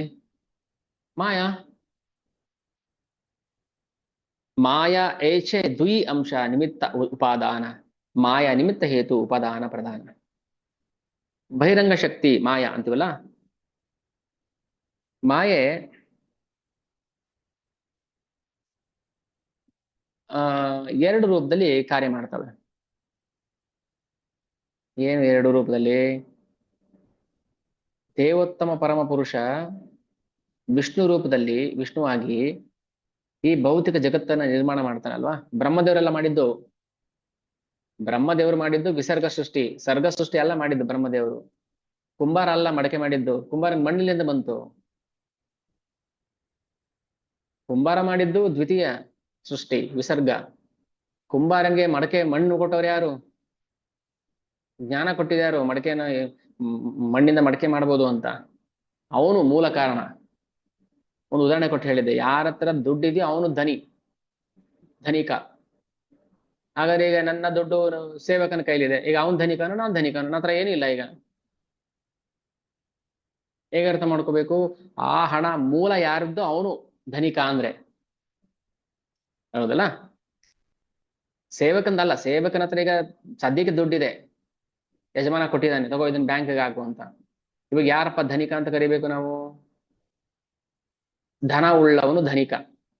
ಈಗ ಧನ ಯಾರ ಹತ್ರ ಇದೆ? ಸೇವಕನ ಹತ್ರ ಇದೆ. ಈಗ ಅವನು ಧನಿಕನ? ಕ್ಷಣಕ್ಕೆ ಧನಿಕ ಅಷ್ಟೇನೆ. ಆ ಕ್ಷಣಕ್ಕೆ ಧನಿಕ. ದುಡ್ಡಿದೆ ಅದಕ್ಕೆ ಧನಿಕ. ಆದ್ರೆ ಮೂಲ ಯಾರ್ದು? ಆ ದುಡ್ಡು ಯಾರ್ದು? ಯಜಮಾನಂದು. ಹಾಗಾದ್ರೆ ಅವನು ಮೂಲ ಧನಿಕ, ಒರಿಜಿನಲ್ ಧನಿಕ, ನಿಜವಾದ ಧನಿಕ, ಶ್ರೀಮಂತ. ಸೊ ಹಾಗೆ ಭಗವಂತ ತನ್ನ ಶಕ್ತಿಯನ್ನ ಐಹಿಕ ವಿಶ್ವದ ಅಭಿವ್ಯಕ್ತಿಗೋಸ್ಕರ ಕೊಡ್ತಾನೆ. ಬ್ರಹ್ಮದೇವರಿಗೆ ಕೊಡ್ತಾನೆ, ವಿಷ್ಣುವಿಗೆ ಕೊಡ್ತಾನೆ, ಶಿವನಿಗೆ ಕೊಡ್ತಾನೆ, ಅನೇಕ ಅಸಂಖ್ಯಾತ ದೇವತೆಗಳು ಕೊಡ್ತಾನೆ. ಸೂರ್ಯನಾರಾಯಣನ್ ಕೊಟ್ಟಿದ್ದಾನೆ, ಚಂದ್ರನ್ ಕೊಟ್ಟಿದ್ದಾನೆ, ವಾಯು ಅಗ್ನಿ ವರುಣನ್ ಕೊಟ್ಟಿದ್ದಾನೆ. ತನ್ನ ಶಕ್ತಿ ಏನ್ ಕಮ್ಮಿ ಆಗ್ಲಿಲ್ಲ. ಕೃಷ್ಣ ಹತ್ರ 100 ಶಕ್ತಿ ಇತ್ತು, 100ರಲ್ಲಿ ಎಲ್ಲಾರ್ಗು ಒಬ್ಬೊಬ್ಬೊಬ್ಬ ಒಂದೊಂದು ಹಂಚ್ಬಿಟ್ಟಿದ್ದಾನೆ. ಈಗ ಅವನ ಕೃಷ್ಣ ಹತ್ರ ಶಕ್ತಿನೇ ಇಲ್ಲ ಅಲ್ಲ. ಅವನು ಎಷ್ಟು ಕೊಟ್ಟಷ್ಟು ಅವನದು ಅವನು ಅವನು ಅವನು ಪರಮ ಪೂರ್ಣ. ಅವನು ಶೂನ್ಯ ಆಗೋದಿಲ್ಲ ಅವನು. ಅದಕ್ಕೆ ಉಪನಿಷತ್ ಏನ್ ಹೇಳುತ್ತೆ, ಋಗ್ವೇದ, ಪೂರ್ಣಮದ ಪೂರ್ಣಮಿದಂ, ಅದು ಪೂರ್ಣ ಇದು ಪೂರ್ಣ. ಅದ ಪೂರ್ಣಮದ ಪೂರ್ಣಮಿದಂ ಪೂರ್ಣಸ್ಯ ಪೂರ್ಣಮಾದಾಯ ಪೂರ್ಣಮೇವ ಅವಶೇಷತೆ ಪೂರ್ಣಾತ್ ಪೂರ್ಣ ಮುದಚ್ಯತೆ. ಭಗವಂತ ಸಂಪೂರ್ಣ. ವಿಶ್ವದ ಅಭಿವ್ಯಕ್ತಿಗೋಸ್ಕರ, ಸೃಷ್ಟಿ ಮಾಡಕ್ಕೋಸ್ಕರ ತನ್ನ ಶಕ್ತಿಯನ್ನು ಇವ್ರು ಎಲ್ರಿಗೂ ಕೊಡ್ತಾನೆ ಅಷ್ಟೇ. ಅಂದ್ರೆ ಆ ಶಕ್ತಿಯ ಒಂದು ಭಾಗ. ಅದನ್ನೇ ಅರ್ಜುನ್ ಹೇಳಿದ್ದು, ನನ್ನ ಶಕ್ತಿಯ ಒಂದು ಅಂಶ ಮಾತ್ರ ಸಾಕು, ಇಡೀ ಭೌತಿಕ ಜಗತ್ತನ್ನ ಬೆಳಗ್ಬಿಡುತ್ತೆ.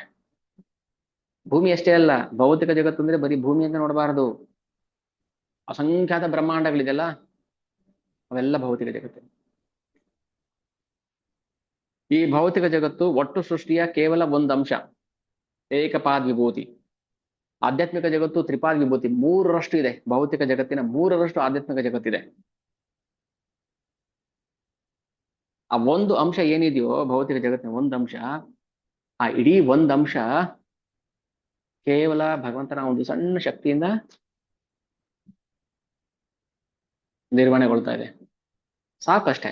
ಭಗವಂತನ ಒಂದು ಸಣ್ಣ ಕುಡಿ ನೋಟ ಸಾಕು. ಇಚ್ಛೆ ಮಾತ್ರದಿಂದನೇ ಸೃಷ್ಟಿ ಆಗ್ಬಿಡುತ್ತೆ. ಹ್ಮ್ ನಾವು ನಮ್ಗೆ ಅದ್ರ ಬಗ್ಗೆ ಆಸಕ್ತಿ ಇಲ್ಲ. ಯಾಕೆ ಅದು ತಿಳ್ಕೊಂಡು ಏನಾಗ್ಬೇಕಾಗಿದೆ? ಅದು ತಿಳ್ಕೊಂಡ್ರೆ ಹೊಟ್ಟೆ ತುಂಬುತ್ತಾ? ಬ್ಯಾಂಕ್ ಬ್ಯಾಲೆನ್ಸ್ ಏನೋ ಜಾಸ್ತಿ ಆಗುತ್ತಾ ಬ್ಯಾಂಕಲ್ಲಿ? ಇನ್ಕಮ್ ಬರುತ್ತಾ, ಲಾಭ ಬರುತ್ತಾ, ಇದು ನೋಡ್ತೀವಿ ನಾವು. ತಿಳ್ಕೊಂಡು ಏನಾಗ್ಬೇಕಾಗಿದೆ ಅಂತ ಯಾಕೆ ತಿಳ್ಕೊಬಾರ್ದು? ಅಹಂಕಾರ ಅದು, ಕೆಟ್ಟ ಅಹಂಕಾರ, ಮಿಥ್ಯ ಅಹಂಕಾರ. ಅದು ಯಾಕೆ ತಿಳ್ಕೊಬೇಕು ನಾನು ದೇವ್ರ ಬಗ್ಗೆ? ಅವಶ್ಯಕತೆ ಇಲ್ಲ ನನಗೆ. ನಮ್ಮಪ್ಪನ ಬಗ್ಗೆ ಅಂತ ತಿಳ್ಕೊಂಡು ಏನಾಗ್ಬೇಕಾಗಿದೆ? ನಮ್ಮಪ್ಪ ಸುಮ್ಮನೆ ದುಡ್ಡು ತಂದಾಕ್ಬೇಕು, ತಿಂದಾಕ್ಬೇಕಷ್ಟೇ. ಅವ್ನು ಕಟ್ಕೊಂಡು ನನಗೇನಾಗ್ಬೇಕು ಅಂದ್ರೆ ಅಹಂಕಾರ ಅಲ್ವಾ ಅದು? ಅಪ್ಪನ ಬಗ್ಗೆ ನಂಗೆ ಒಂದು ಕಿಂಚಿತ್ ಗೊತ್ತಿಲ್ಲ, ಪ್ರೀತಿ ಇಲ್ಲ ಅಂದ್ರೆ ಮತ್ತೆ ಅವ್ನು ಸುಮ್ಮನೆ ತಂದು ಹಾಕ್ಬೇಕು ನಮ್ಮಪ್ಪ, ನಾನು ತಿಂದು ಹಾಕ್ಬೇಕು, ಕೇಳ್ದಂಗೆ ನಾನು ಖರ್ಚಿಗೆ ದುಡ್ಡು ಕೊಡ್ಬೇಕು, ಎಂಜಾಯ್ ಮಾಡ್ಬೇಕು. ಇದು ಯಾವ ಸೀಮೆ ಪ್ರೀತಿ ಇದು?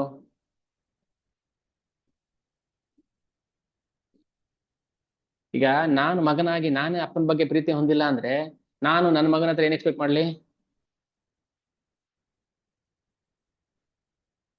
ನಾವು ಭಗವಂತನ ಅಂಶರು ಮಕ್ಕಳಾಗಿರೋದ್ರಿಂದ ನಾವು ಭಗವಂತನ ಬಗ್ಗೆ ತಿಳ್ಕೊಬೇಕು, ನಮ್ ಕರ್ತವ್ಯ ಅದು. ಅವ್ನ್ ಹೇಗ್ ಸೃಷ್ಟಿ ಮಾಡ್ದ, ಹೇಗ್ ಮಾಡ್ದ? ನಾವ್ ಕೇಳಲ್ವಾ, ಅಪ್ಪ ಅಪ್ಪ ನೀನ್ ಚಿಕ್ಕವರಾಗಿದ್ದಾಗ ಏನ್ ಮಾಡಿದ್ರಿ, ಎಲ್ಲಿ ಸ್ಕೂಲ್ ಹೋಗ್ತಿದ್ರಿ, ಹೇಗ್ ಕಷ್ಟಪಟ್ರಿ, ಆಮೇಲೆ ನಮ್ ಸಾಕಕ್ ಏನೆಲ್ಲ ಮಾಡಿದ್ರಿ? ಹೇಳಲ್ವಾ, ಅಯ್ಯೋ ಮಗು ನಾನು ಅಷ್ಟು ಕಷ್ಟಪಟ್ಟೆ, ನಿಮ್ಗೋಸ್ಕರ ಇಷ್ಟು ಕಷ್ಟಪಟ್ಟೆ. ಯಾಕೆ ನೀನ್ ಯಾಕೆ ಕಷ್ಟಪಡ್ಬೇಕಿತ್ತು?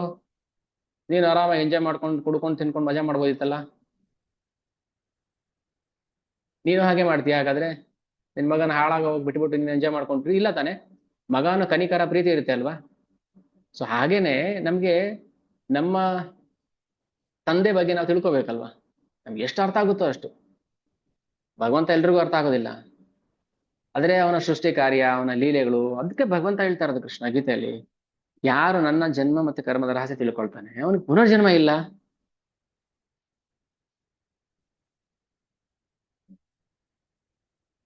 ಭಗವಂತನಿಗೆ ಸೃಷ್ಟಿ ಮಾಡ್ಬೇಕು ಅಂತ ಏನೂ ಇಲ್ಲ. ಸೃಷ್ಟಿ ಸ್ಥಿತಿ ಪ್ರಳಯ ಮಾಡ್ಬೇಕು ಅನ್ನೋ ತಲೆನೋವೇ ಇಲ್ಲ ಅವನಿಗೆ ಅವಶ್ಯಕತೆನೇ ಇಲ್ಲ. ಮತ್ತೆ ಯಾರಿಗೋಸ್ಕರ ಮಾಡ್ತಾ ಇದ್ದಾನೆ ಹಾಗಾದ್ರೆ ಇದನ್ನ? ಅನೇಕ ಜನ ಶ್ರೀಮಂತರಿದಾರಲ್ವಾ? ಹ್ಮ್ Mukesh Ambani, Tata group, Birla group, Godrej group, ಭಾರಿ ಭಾರಿ ಶ್ರೀಮಂತರಿದಾರಲ್ಲ. ಅವ್ರಿಗೇನ್ 3 ಹೊತ್ತು ತಿನ್ನಕ್ಕೆ ಅನ್ನಕ್ಕಿಲ್ಲ ಅಂತ ದುಡಿತಾ ಇದಾರ? ಏನು ಮಾಡದೇ ಇದ್ರು ಕೆಲ್ಸ, 3 ಹೊತ್ತು ಊಟಕ್ಕೆ ಏನ್ ತೊಂದರೆ ಇಲ್ಲ, ಬಟ್ಟೆಗೆ ಏನ್ ತೊಂದರೆ ಇಲ್ಲ ಅವ್ರಿಗೆ. ಆದ್ರೆ ಯಾಕೆ ದುಡಿತಾರೆ? ಯಾರಿಗೋಸ್ಕರ ದುಡಿತಾರೆ? ಈಗ ಭಗವಂತನಿಗೂ ಅಷ್ಟೇನೆ ಅಲ್ವಾ? ಏನ್ ಅವಶ್ಯಕತೆ ಇದೆ ಅವನಿಗೇನು ಇಲ್ಲಿ ಬಂದು ಏನಾದ್ರು ಮಾಡ್ಬೇಕಂತಿದ್ಯಾ? ಆದ್ರೂ ಯಾಕೆ ಇವೆಲ್ಲ ಲೀಲೆಗಳು ಮಾಡ್ತಾನೆ ನೋಡಿ, ಎಷ್ಟೊಂದು ಕೆಲಸ. ದೇವತೆಗಳನ್ನ ಸೃಷ್ಟಿ ಮಾಡ್ಬೇಕು, ವಾಯು ವರುಣ ಅಗ್ನಿ ಚಂದ್ರ ಇಂದ್ರ, ಸಂಖ್ಯಾತ ದೇವತೆಗಳನ್ನ, ಕ್ಷುದ್ರ ದೇವತೆಗಳನ್ನೆಲ್ಲ ಸೃಷ್ಟಿ ಮಾಡ್ಬೇಕು. ಏನಕ್ಕೋಸ್ಕರ ಮಾಡ್ಬೇಕು?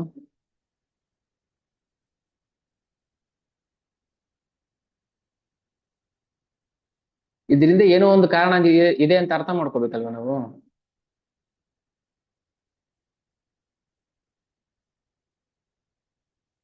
ಮತ್ತೆ ಏನು ಗೊತ್ತಿಲ್ದೇನೆ ನಾವು ಯಾಕೆ ಭಗವಂತ ಅಂದ್ರೆ ಏನು ಎತ್ತ ಏನು ಗೊತ್ತಿಲ್ಲದೆ ಸುಮ್ಮನೆ ನಾವು ಬೇಕಾಬಿಟ್ಟಿ ಜೀವನ ಮಾಡ್ಕೊಂಡು, ಕಷ್ಟ ಬಂದಾಗ ಓಡೋಗೋದು, ಕೆನ್ನೆ ತಟ್ಕೊಳ್ಳೋದು, ಬರೋದು, ಮರ್ತು ಬಿಡೋದು. ಮತ್ತೆ ಕಷ್ಟ ಬಂದಾಗ ಓಡೋಗೋದು, ಕೆನ್ನೆ ತಟ್ಕೊಳ್ಳೋದು, ಬರೋದು, ಮರ್ತು ಬಿಡೋದು. ಹಿಂಗೆ ನಮ್ಗೆ ಇಷ್ಟ ಬಂದಾಗ ಹೋಗೋದು, ಕಷ್ಟ ಆದಾಗ ಬಿಡೋದು, ಈ ತರ ಮಾಡ್ಕೊಂಡಿದ್ರೆ ಭಗವಂತ ಇದನ್ನೆಲ್ಲ ಯಾರಿಗೋಸ್ಕರ ಮಾಡ್ಬೇಕಿತ್ತು ಹಾಗಾದ್ರೆ? ಪ್ರಶ್ನೆ ಬರುತ್ತೆ ಅಲ್ವಾ ನಮ್ಗೆ, ನಮ್ ತಲೆಗೆ ಬರಬೇಕು.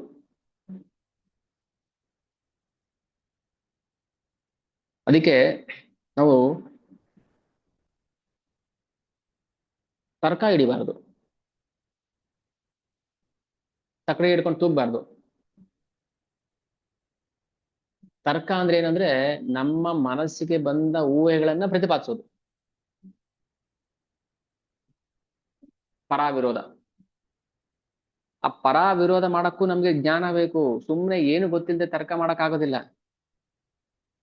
ಕೋಳಿ ಮೊದ್ಲ ಮೊಟ್ಟೆ ಮೊದ್ಲ, ಇದು ಯಾವ ಸೀಮೆ ತರ್ಕ ಇದು? ಅಪ್ಪ ಮೊದ್ಲ ಮಗ ಮೊದ್ಲ? ಅದಕ್ಕೆ ಬೇಸ್ ಬೇಕಲ್ವಾ, ಮೂಲ ಬೇಕಲ್ವಾ? ಮೂಲ ಇಲ್ಲದೆ ಕೋಳಿನ ಮೊಟ್ಟೆನ ಅಂದ್ರೆ ಕೋಳಿನೂ ಮೊದ್ಲಾಗುತ್ತೆ ಮೊಟ್ಟೆನೂ ಮೊದ್ಲಾಗುತ್ತೆ. ತರ್ಕ ಹೆಂಗ್ ಮಾಡ್ತೀರಿ ನೀವು? ಭಗವಂತ ಅವತಾರ ಆಗು ಬರ್ತಾನೆ, ಭಗವಂತ ಮೂಲನು ಹೌದು. ಈಗ ಎಷ್ಟು ತರ್ಕ ಮಾಡ್ತಾರೆ, ರಾಮನ ಅವತಾರ ಆದ್ಮೇಲೆ ಕೃಷ್ಣನ ಅವತಾರ ಆಯ್ತು, ಹೌದು, ಏನ್ ನಿಮ್ಗೆ ಕಷ್ಟ? ಆದ್ರಿಂದ ರಾಮ ದೊಡ್ಡವನು, ಇದ್ಯಾವ ನ್ಯಾಯ? ಇಲ್ಲ ತರ್ಕ, ನಿಮ್ ತರ್ಕನ ತೆಗೆದು ಕಸದ ಬುಟ್ಟಿಗೆ ಹಾಕಿ. ತರ್ಕದಿಂದ ಭಗವಂತನ ಅರ್ಥ ಮಾಡ್ಕೊಳಕ್ ಆಗೋದಿಲ್ಲ. ಹಂಗ್ ನೋಡ್ಕೊಂಡು ಹೋದ್ರೆ ಕೃಷ್ಣನಿಗಿಂತ ಬಲರಾಮ ದೊಡ್ಡವನು, ಅವ್ನ್ ದೇವ್ರು ಅಂತ ಹೇಳ್ಬೋದು. ಬಲರಾಮನಿಗಿಂತ ಅವರಪ್ಪ ನಂದಗೋಪ ದೊಡ್ಡವರು, ಅವ್ರ ದೇವ್ರು ಅಂತ ಹೇಳಿ. ನಂದಗೋಪನಿಗೆ ಅವರಪ್ಪ ದೊಡ್ಡವರು, ಅವರ ದೇವ್ರು ಅಂತ ಹೇಳಿ. ಅವ್ರಿಗಿಂತ ಅವ್ರ ಮಲ್ಲಿದ್ದ ಎರಡು ಹಸುಗಳು ದೊಡ್ಡವಿದ್ವು, ಹಾಗಾದ್ರೆ ಅವ್ರ ದೇವ್ರು ಅಂತ ಕರೀರಿ. ಆ ಹಸುಗಳಿಗಿಂತ 4 ಮರಗಳು ದೊಡ್ಡವಿದ್ವು, 4 ವರ ಮಣಿಗಿರಿವಾಸ ಎಷ್ಟೋ ವರ್ಷದಿಂದ ಇದ್ರು, ಪಾಪ ಕೃಷ್ಣ ಹುಟ್ಟಕ್ ಮುಂಚೆಯಿಂದನೂ ಇದ್ರು, ಅವರ ದೇವ್ರು ಅಂತ ಕರೀರಿ. ಇದ್ಯಾವ ತರ್ಕ ಇದು? ತರ್ಕ ಮಾಡೋದು ಬಿಡ್ಬೇಕು. ಫಸ್ಟ್ ನಮ್ ತಲೆ ಒಳಗಿದ್ದೆಲ್ಲ ತರ್ಕ ತೆಗೆದು ಪಕ್ಕಕ್ಕೆ ಇಟ್ಬಿಟ್ಟು ಭಗವಂತನ ಯಥಾರೂಪವಾಗಿ ಅರ್ಥ ಮಾಡ್ಕೋಬೇಕು. ತರ್ಕ ಮಾಡಕ್ ಹೋದ್ರೆ ನಮ್ಗೆ ಎಷ್ಟೋ ಜನ ಬರ್ತಾರೆ ತರ್ಕ ಮಾಡಕ್ಕೆ ಅಂತಾನೆ ಬರ್ತಾರೆ ಹುಡ್ಕೊಂಡು. ಅಲ್ಲಿ ತರ್ಕ ಮಾಡೋರಿಗೆ ಒಳಗೆ ಪ್ರವೇಶ ಇಲ್ಲ ಅಂತ ಬೋರ್ಡ್ ಹಾಕ್ಬಿಟ್ಬೇಕಷ್ಟೇ. ತರ್ಕ ಮಾಡೋರಿಗೆ ಒಳಗೆ ಪ್ರವೇಶ ನಿಷೇಧ, ಸತ್ಯ ತಿಳ್ಕೊಳ್ಳೋರ್ಗೆ ಮಾತ್ರ ಪ್ರವೇಶ. ನೀವು ತರ್ಕ ಮಾಡೋದು, ತರ್ಕ ಮಾಡೋದ್ರಲ್ಲಿ ನಿಮ್ಮನ್ನ ಸೋಲಿಸ್ತೀನಿ. ನಾನು ತರ್ಕ ಮಾಡೋದ್ರಲ್ಲಿ ನಾನು ತರ್ಕ ಮಾಡಿ ನಿಮ್ಮನ್ನ ಸೋಲಿಸ್ಬಿಡ್ತೀನಿ. ನಮ್ಗೆ ಅದ್ರಿಂದ ಏನು ಪ್ರಯೋಜನ ಇಲ್ಲ ಅಂತ ಸುಮ್ಮನೆ ಆಗ್ತೀವಿ ಅಷ್ಟೇ.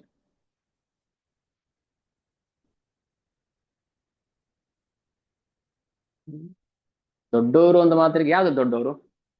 ಹಾಗಿದ್ಮೇಲೆ ಶುಕಮುನಿಗಳು ಭಾಗವತ ಪ್ರವಚನ ಮಾಡ್ತಾರೆ, ದೊಡ್ಡ ದೊಡ್ಡ ಋಷಿ ಮುನಿಗಳು ಬಂದಿದ್ದಾರೆ ಅಲ್ಲಿ, ನನ್ನ ಪ್ರೀತಿ ಮಕ್ಕಳೇ ಅಂತ ಯಾಕೆ ಕರಿಬೇಕು? ಹಾಗಿದ್ರೆ ದೊಡ್ಡ ದೊಡ್ಡ ಘಟ ಬಿಟ್ಕೊಂಡು ಬಂದು ಋಷಿಗಳು ಎಲ್ಲ ಕೇಳ್ತಾ ಇದಾರೆ, ಭಾಗವತ ಶ್ರವಣ ಮಾಡ್ತಾ ಇದಾರೆ, ಅವ್ರನ್ನ ನನ್ನ ಮಕ್ಕಳೇ, ಪ್ರಿಯ ವತ್ಸ ಅಂತ ಯಾಕೆ ಕರೀತಾರೆ? ಮಗು ಅಂತ. ಹಾಗೆ ಶುಕಮುನಿ 16 ವರ್ಷದ ಯುವಕನ ತರ ಕಾಣಿಸ್ತಾ ಇದ್ರು, 16 ವರ್ಷದ ಯುವಕ. ಅಲ್ಲಿ ಋಷಿಗಳಿದ್ರು. ಹಾಗಾದ್ರೆ ಯಾರು ದೊಡ್ಡವರು? ಜ್ಞಾನ ವೃದ್ಧರು, ವಯೋವೃದ್ಧರು ಅಂತ ಇದಾರೆ. ಸೊ ತರ್ಕದಿಂದ ನಾವು ಏನು ಅರ್ಥ ಮಾಡ್ಕೊಳಕ್ ಬರೋದಿಲ್ಲ. ತರ್ಕ, ಊಹೆ,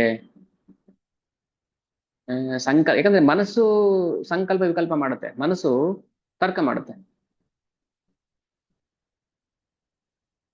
ಅದಕ್ಕೆ ಹೇಳ್ತಾರೆ, ಸ್ವಾಭಾವಿಕವಾಗಿಯೇ ವ್ಯಾಪ್ತಿ ಮಾರ್ಗದ ತರ್ಕ ಹಿಡಿದು ಸಂಶೋಧನೆ ಮುಂದುವರಿಸುವುದನ್ನ ಮೋಡಿಗೊಳಗಾದವನಂತೆ ಒಪ್ಪಿಕೊಳ್ಳುತ್ತಾ ಹೋಗುತ್ತಾನೆ.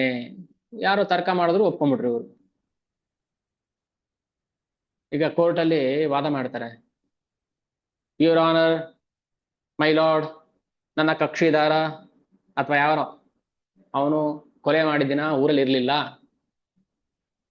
ಹೀಗಾಗಿ ಅವನು ಕೊಲೆ ಮಾಡಿಲ್ಲ. ಯಾಕೆ ಕೊಲೆ ಮಾಡ್ಬೇಕು ಅಂದ್ರೆ ಊರಲ್ಲೇ ಇರ್ಬೇಕಾ? 4 ಜನ ಕೇಳಿ ಕೊಲೆ ಮಾಡ್ಸಕ್ ಆಗೋದಿಲ್ವಾ ಅಂತ ಜಡ್ಜ್ ಪ್ರಶ್ನೆ ಮಾಡಿದ್ರೆ ಇದ್ಯಾವ ನ್ಯಾಯ ರೀ? ನಾವು ಊರಲ್ಲಿ ಇರಲ್ಲ, ಹೌದು, ಅಮೆರಿಕಾದಿಂದ ಫೋನ್ ಮಾಡಿ ಅವನ ಕೊಂದ್ಬಿಡು ಅಂದ್ರೆ ಕೊಂದು ಬಿಡ್ತಾನೆ, ಹಾಗಾದ್ರೆ ಅವನು ಕೊಲೆಗಾರ ಅಲ್ವಾ? ಹಾಗಾದ್ರೆ ಇದ್ಯಾವ ತರ್ಕ ಇದು? ಅದಕ್ಕೆ ಹೇಳುದು, ನ್ಯಾಯಾಲಯದಲ್ಲಿ ನ್ಯಾಯ ಸಿಗೋದಿಲ್ಲ, ಅಲ್ಲಿರೋರೆಲ್ಲ ಕಚಡಗಳು. ಏನಿದ್ರು ನ್ಯಾಯ ಭಗವಂತನ ಹತ್ರ ಮಾತ್ರ ಇದೆ. ತರ್ಕ ಮಾಡೋದ್ರಿಂದ ನಾವೇನ್ ಬೇಕಾದ್ರೆ ಮಾಡ್ಬೋದು. ಯಾಕೆ ನಮ್ ಕೋರ್ಟಲ್ಲಿ ಯಾರು ವಾದ ಮಾಡೋದ್ ಬೇಕಾಗಿಲ್ಲ, ನಮ್ಮ ಪರವಾಗಿ ವಿರೋಧವಾಗಿ ನಾವೇ ವಾದ ಮಾಡ್ಕೋಬಹುದು. ತರ್ಕಕ್ಕೆ ಅದಕ್ಕೆ ಹೇಳುದು, ಭಗವಂತನ ತರ್ಕ ಮಾಡೋದು ಬಿಡ್ಬೇಕು.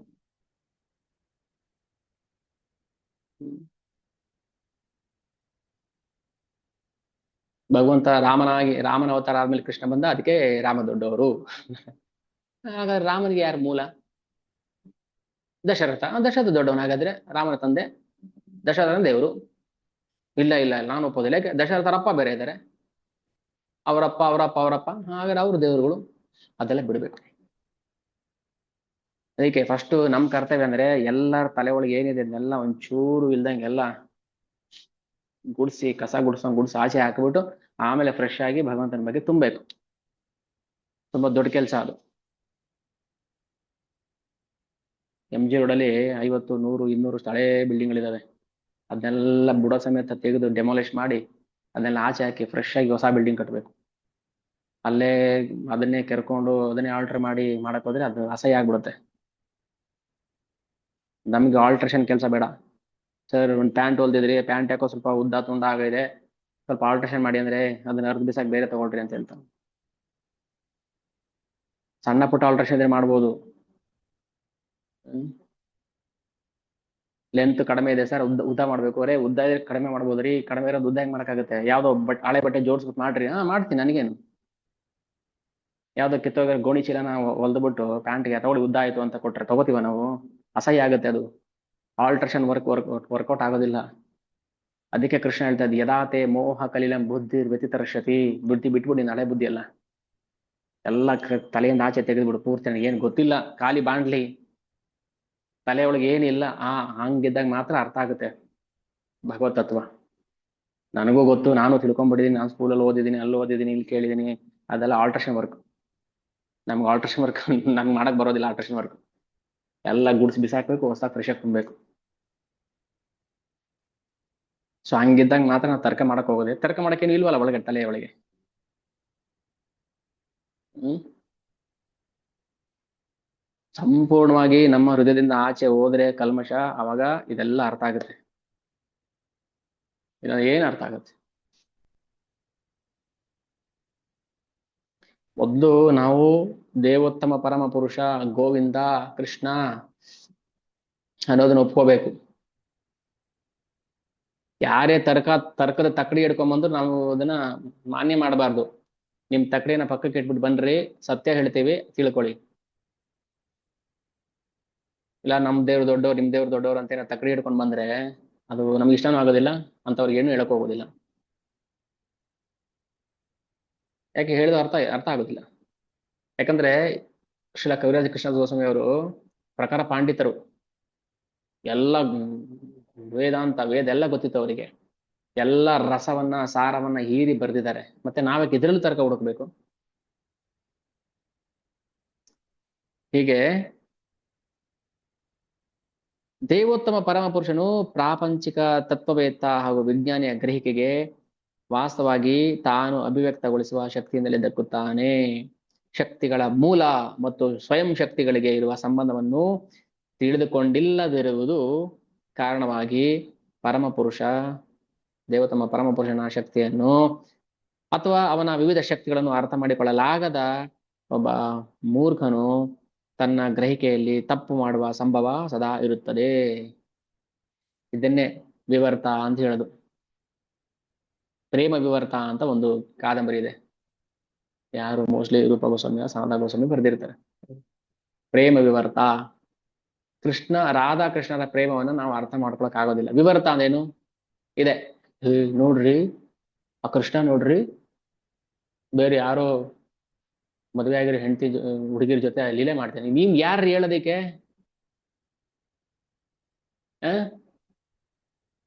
ವಿವರ್ತ. ನಿಮ್ ತಲೆ ನೆಟ್ಟಗಿದೆಯಾ ಫಸ್ಟ್? ರಾಧಾಕೃಷ್ಣ ಪ್ರೇಮವನ್ನ ವಿವರ್ತ ಅಂತ ಅರ್ಥ ಮಾಡ್ಕೊಳ್ಳೋದು ನಮ್ ತಲೆ ನೆಟ್ಟಿಗಿದೆಯಾ? ಅದೇ ಪ್ರೇಮ, ಅದೇ ಆಕ್ಚುಲಿ ನಿಜವಾದ ಪ್ರೇಮ, ಇದಲ್ಲ. ಏನ್ ಮಾತಾಡ್ತೀರಿ ನೀವು ಭಗವಂತನ ಬಗ್ಗೆ? ಏನ್ ಅರ್ಹತೆ ಇದೆ? ಭಗವಂತನ ಗುಣಗಾನ ಮಾಡೋಕೆ ಅರ್ಹತೆ ಇಲ್ಲ, ಇನ್ನು ಅವನು ದೋಷಗಳನ್ನ ನೆನೆಸಕ್ಕೆ ನಮ್ಗೆ ಯಾರು ಅರ್ಹತೆ ಕೊಟ್ಟಿದ್ದು? ಅಲ್ಲ, ಅವನಲ್ಲಿ ದೋಷಗಳಿಲ್ಲ, ಗುಣಗಳೇ ದೋಷ ಆಗಿ ಕಾಣಿಸ್ತದವ ನಮಗೆ.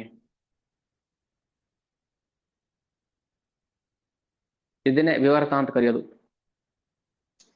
ಎಲ್ಲಿ ತನಕ ವಿಜ್ಞಾನಿಗಳು ತತ್ವಜ್ಞಾನಿಗಳು ಸರಿಯಾದ ನಿರ್ಣಯಕ್ಕೆ ಬರೋದಿಲ್ವೋ ಅಲ್ಲಿವರೆಗೂ ಸುತ್ತಾಡಿ ಇಲ್ಲೇ 84 ಲಕ್ಷ ಜೀವಿಲ್ ಸುತ್ತಾಡ್ಸಿ ಗಿರಿಗೆಟ್ಲೆ ಆಡ್ಸಿ ಕೊನೆಗೆ ಮನುಷ್ಯ ಜನ್ಮಕ್ಕೆ ಬಿಡ್ತಾನೆ.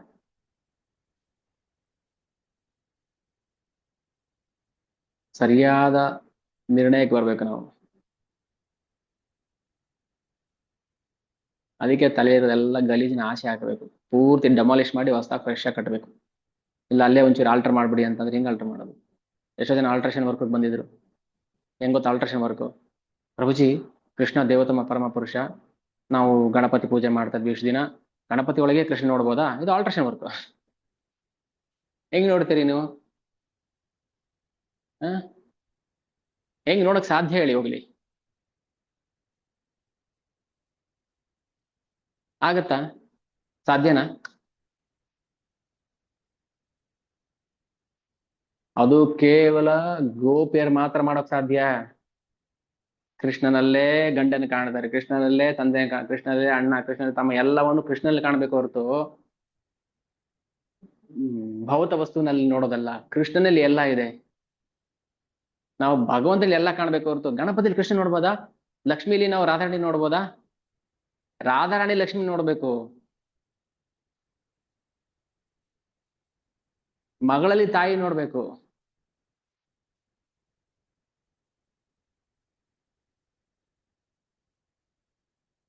ತಾಯಿಲ್ ಮಗಳನ್ನ ನೋಡೋದಲ್ಲ.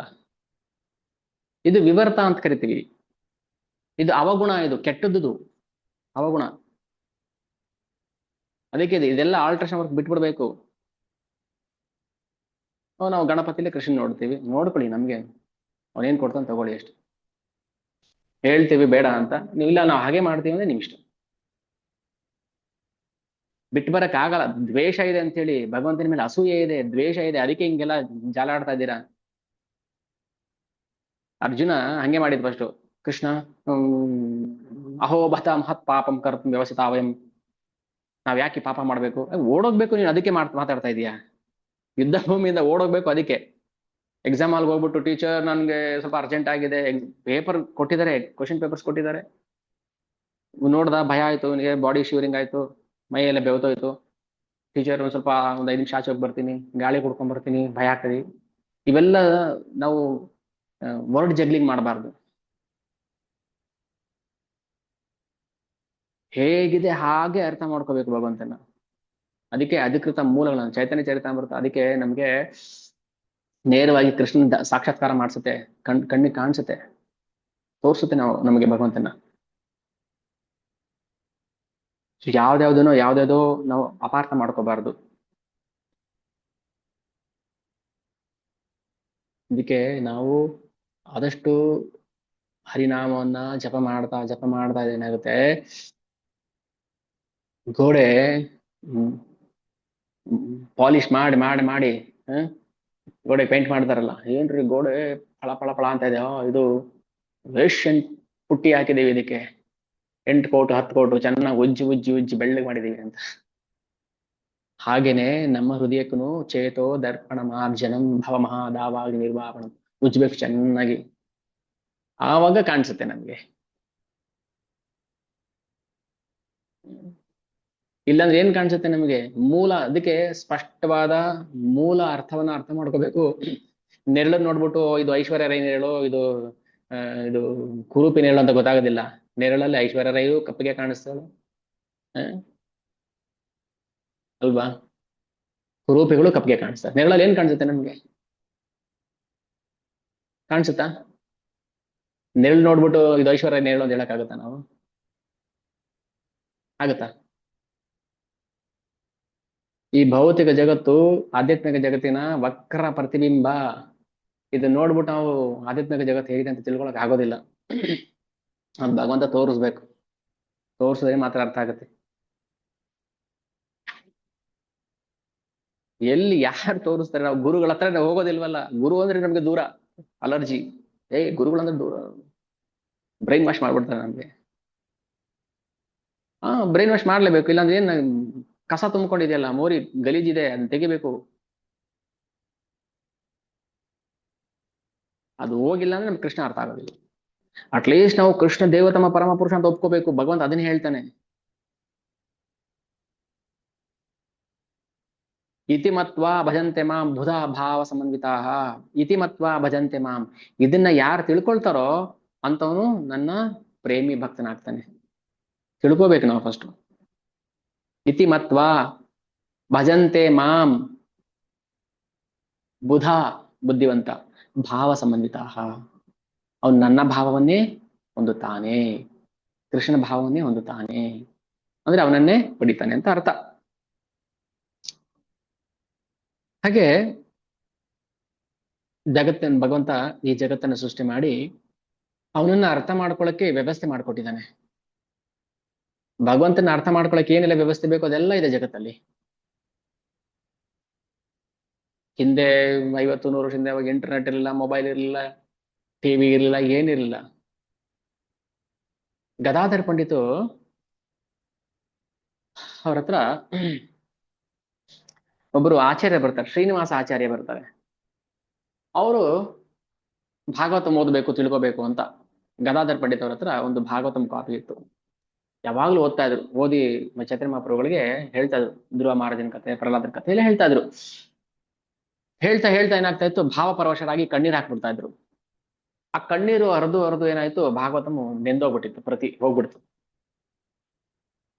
ಬಂದ್ ಕೇಳ್ತಾರೆ ಆಚಾರ್ಯರು, ನಮ್ಗೆ ಭಾಗವತಂ ಇಲ್ಲಪ್ಪ, ಇದ್ದೊಂದು ಕಾಪಿ ಎಲ್ಲ ಹೋಗ್ಬಿಟ್ಟಿದೆ, ಹತ್ತು ಕಣ್ಣೀರ್ ಹಾಕಿ ಎಲ್ಲ ಪುಸ್ತಕ ಹಾಳಾಗೋಗ್ಬಿಟ್ಟಿದೆ, ಇನ್ನೊಂದು ಪುಸ್ತಕ ತಗೋಬಾ ಅಂತ ಹೇಳ್ತಾರೆ. ಸೇವೆ ಈಗ ಕೂತ್ಕೊಂಡು ಬರಿಬೇಕಂತ ಅರ್ಥ.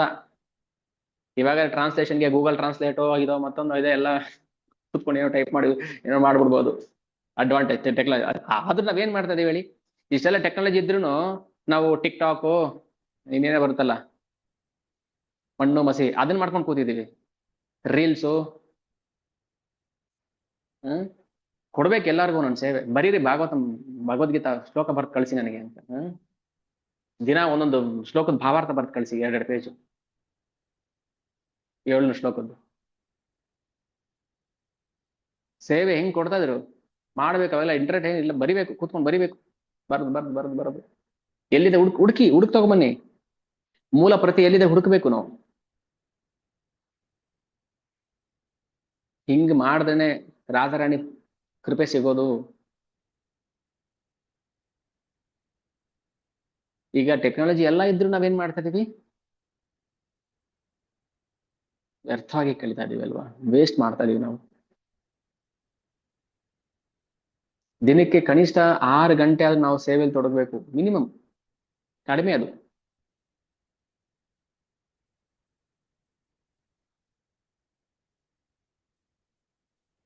ನಮ್ಮ ಬುದ್ಧಿಶಕ್ತಿಯನ್ನ ಯಾವುದೋ ಬೇಡದ ಉದ್ದೇಶಗಳಿಗೆ ಬಳಸಿ ವ್ಯರ್ಥ ಮಾಡೋದ್ರ ಅರ್ಥನೇ ಇಲ್ಲ. ಬುಧಾ ಭಾವ ಸಮನ್ವಿತ ಇತಿ ಮತ್ವ ಭಜಂತೆ. ಯಾರು ಭಗವಂತನ ತಿಳ್ಕೊಂಡು ಅರ್ಥ ಮಾಡಿಕೊಂಡು ಅವನ್ನ ಭಜನೆ ಮಾಡ್ತಾರೆ, ಅವನಷ್ಟೇ ಬುದ್ಧಿವಂತ.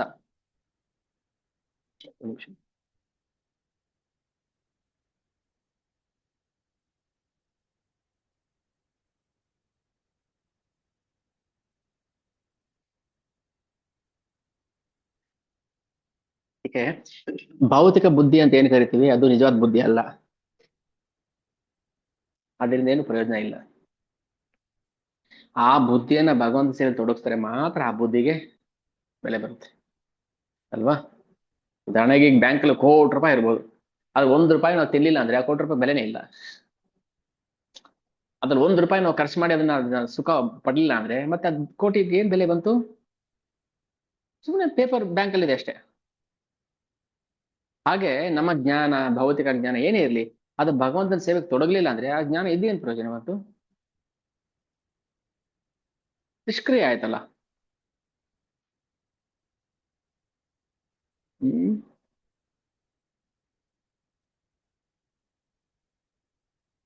ಆ ಜ್ಞಾನ ಕೊಟ್ಟಿದ್ಯಾರು? ಮತ್ತೆ ಅವನಿಗೆ ನಾವೇನ್ ಕೊಡ್ತಾ ಇದೀವಿ? ಯಾರಾದ್ರೂ ಹುಲ್ಲು ತಿಂದ್ಬಿಟ್ಟು ಹಾಲು ಕೊಡ್ತೀರಾ? ಸಾಧ್ಯನಾ ಜಗತ್ತಲ್ಲಿ ಯಾರಾದ್ರೂ? ವಿಜ್ಞಾನಿಗಳಿಗೆ ಪ್ರಶ್ನೆ. ಯಾವ್ದೋ ಒಂದು ಮಿಷಿನ್ ಕಂಡಿಡಿಯಪ್ಪ, ಅದಕ್ಕೆ ಹುಲ್ ತಿನ್ಸ್ಬಿಟ್ಟು ಹಾಲು ಕೊಡೋ ತರ. ಮತ್ತೆ ನೀವೆಂತ ವಿಜ್ಞಾನಿಗಳಾಗಾದ್ರೆ? ನಾವ್ ಹೇಳಿದ್ ಮಾಡ್ಕೊಡ್ಬೇಕು, ನೀವ್ ಮಾಡ್ಕೊಂಡು ತಿನ್ನೋದಲ್ಲ. ಈಗ ನಾವು ಹೋಟ್ಲಿಗೆ ಹೋಗಿ ಇಡ್ಲಿ ವಡೆ ಕೇಳ್ತೀವಿ, ಇಲ್ಲ ರೀ ಇಡ್ಲಿ ವಡೆ ಮಾಡಕ್ಕಾಗಲ್ಲ, ನಾವು ಬೇರೆ ಮಾಡ್ತೀವಿ. ನೀವ್ ಹಂಗಿದ್ಮೇಲೆ ಹೋಟ್ಲ್ ಯಾಕೆ ನಡೆಸ್ತೀರಾ ನೀವು? ನಾವು ಕೇಳಿದ್ ಕೊಡ್ಬೇಕಲ್ವಾ ಹಾಗಾದ್ರೆ.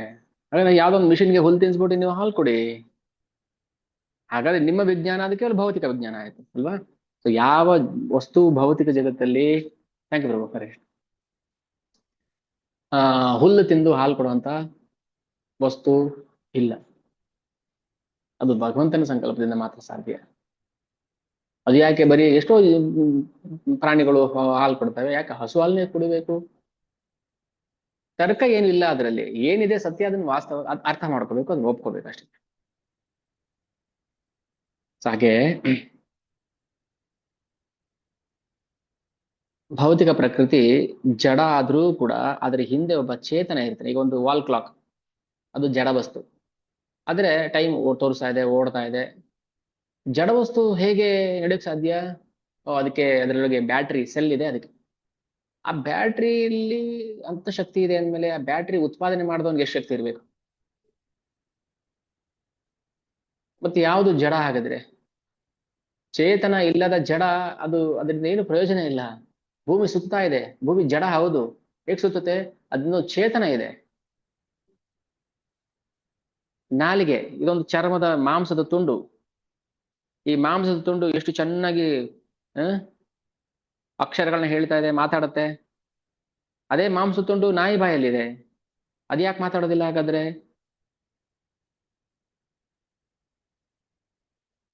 ಇದೆಲ್ಲ ನಮಗೆ ನಾವೇ ಪ್ರಶ್ನೆ ಹಾಕೋಬೇಕು. ಈಗ ನಮ್ ತಲೆಗೆ ಬರ್ತಾ ಇತ್ತು, ಇವೆಲ್ಲ ಪ್ರಶ್ನೆಗಳು ಬರ್ತಾ ಇತ್ತು. ನಾಯಿ ಬಾಯಲ್ಲಿ ನಾಲಿಗೆ ಇದೆ, ನಾಲಿಗೆ ಮಾತಾಡುತ್ತೆ ಅನ್ನೋದಾದ್ರೆ ನಾಯಿನೂ ಮಾತಾಡ್ಬೇಕಿತ್ತಲ್ಲ, ಅದ್ಯಾಕೆ ಬರೀ ಭೌ ಅನ್ನತ್ತೆ? ಹ್ಮ್ ದೇಹ ಜಡ ಹೌದು, ನಾಲಿಗೆ ಜಡ. ಮತ್ತೆ ಯಾರೊಬ್ರು ಒಳಗಡೆ ಕೂತ್ಕೊಂಡು ಮಾತಾಡ್ಸ್ಬೇಕಲ್ಲ. ಮತ್ತೆ ಅವನೇ ಒಳಗಡೆ ಕೂತ್ಕೊಂಡು ನಾಯಿ ಬಾಯಲ್ಲಿ ಮಾತಾಡ್ಬೋದಿತ್ತಲ್ಲ. ಅದ್ಯಾಕೆ ಮನುಷ್ಯ ಅನ್ನೋ ಪ್ರಾಣಿ ಬಾಯಲ್ಲಿ ಮಾತ್ರ ಮಾತಾಡಿಸ್ತಾನೆ, ಇನ್ ಯಾವ ಪ್ರಾಣಿನೂ ಮಾತಾಡೋದಿಲ್ಲ?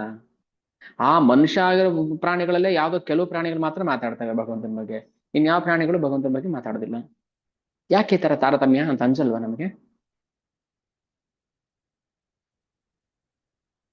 ಇದು ಭಗವಂತನ ಸಂಕಲ್ಪ.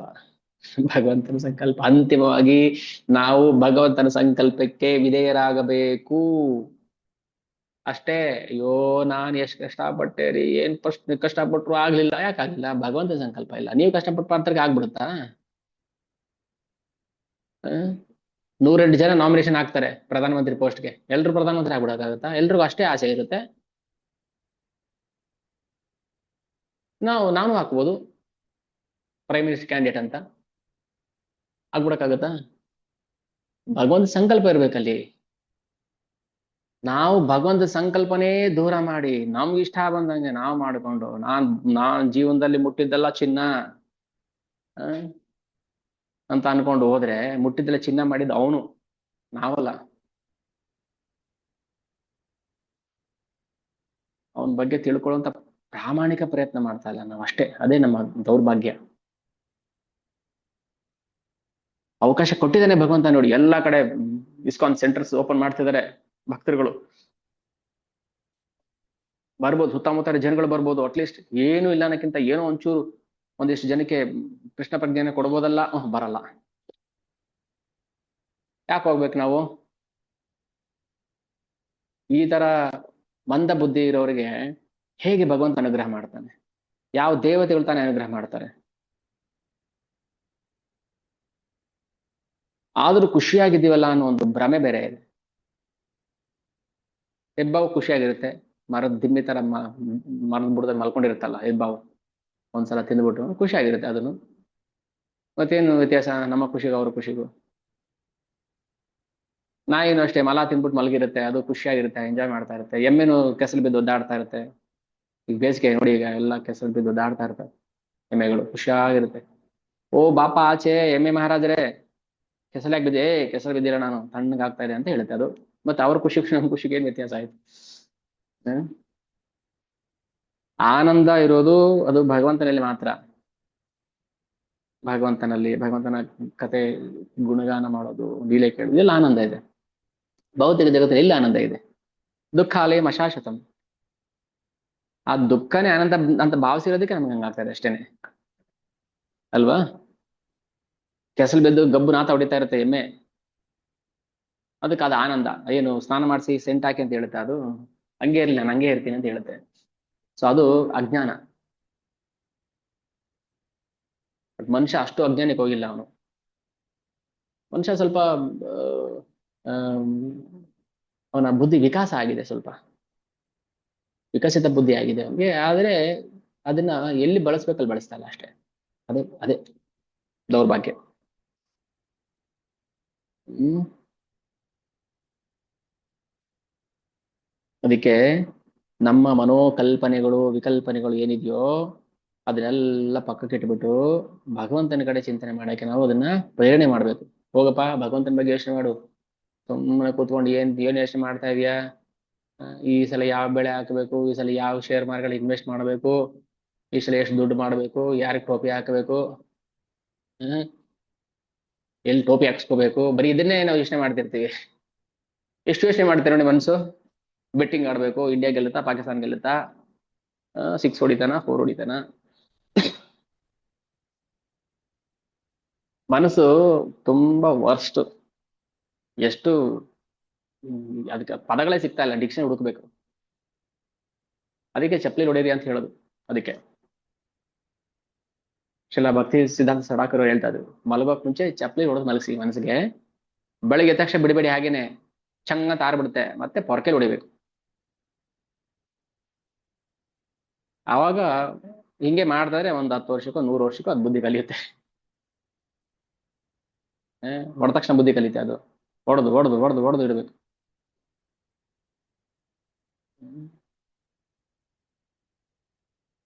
ಹಂಗಾದಾಗ ಮಾತ್ರ ಚೆನ್ನಾಗಿ ಹೊಡೆದು ಹೊಡೆದು ಹೊಡೆದು ಹೊಡೆದು, ಇಲ್ಲಪ್ಪ ಸಾಕು ಏಟ್ ತಿಂದಿದ್ದು ಸಾಕು, ಇನ್ನೆಷ್ಟು ಏಟ್ ತಿನ್ಬೇಕು ಅಂತೇಳಿ ಹೋಮ್ವರ್ಕ್ ಮಾಡ್ಕೊಂಡ್ ಬರ್ತಾನೆ ಒಂದ್ ವಾರಕ್ಕೆ. ಮೊದಲನೇ ದಿನ ಒದೆ ತಿಂದಾಗ, ಏನ್ರಿ ಮೇಷ್ಟ್ರೆ ನನಗೆ ಹೊಡಿತೀರಾ ನೀವು ಅಂತಾನೆ.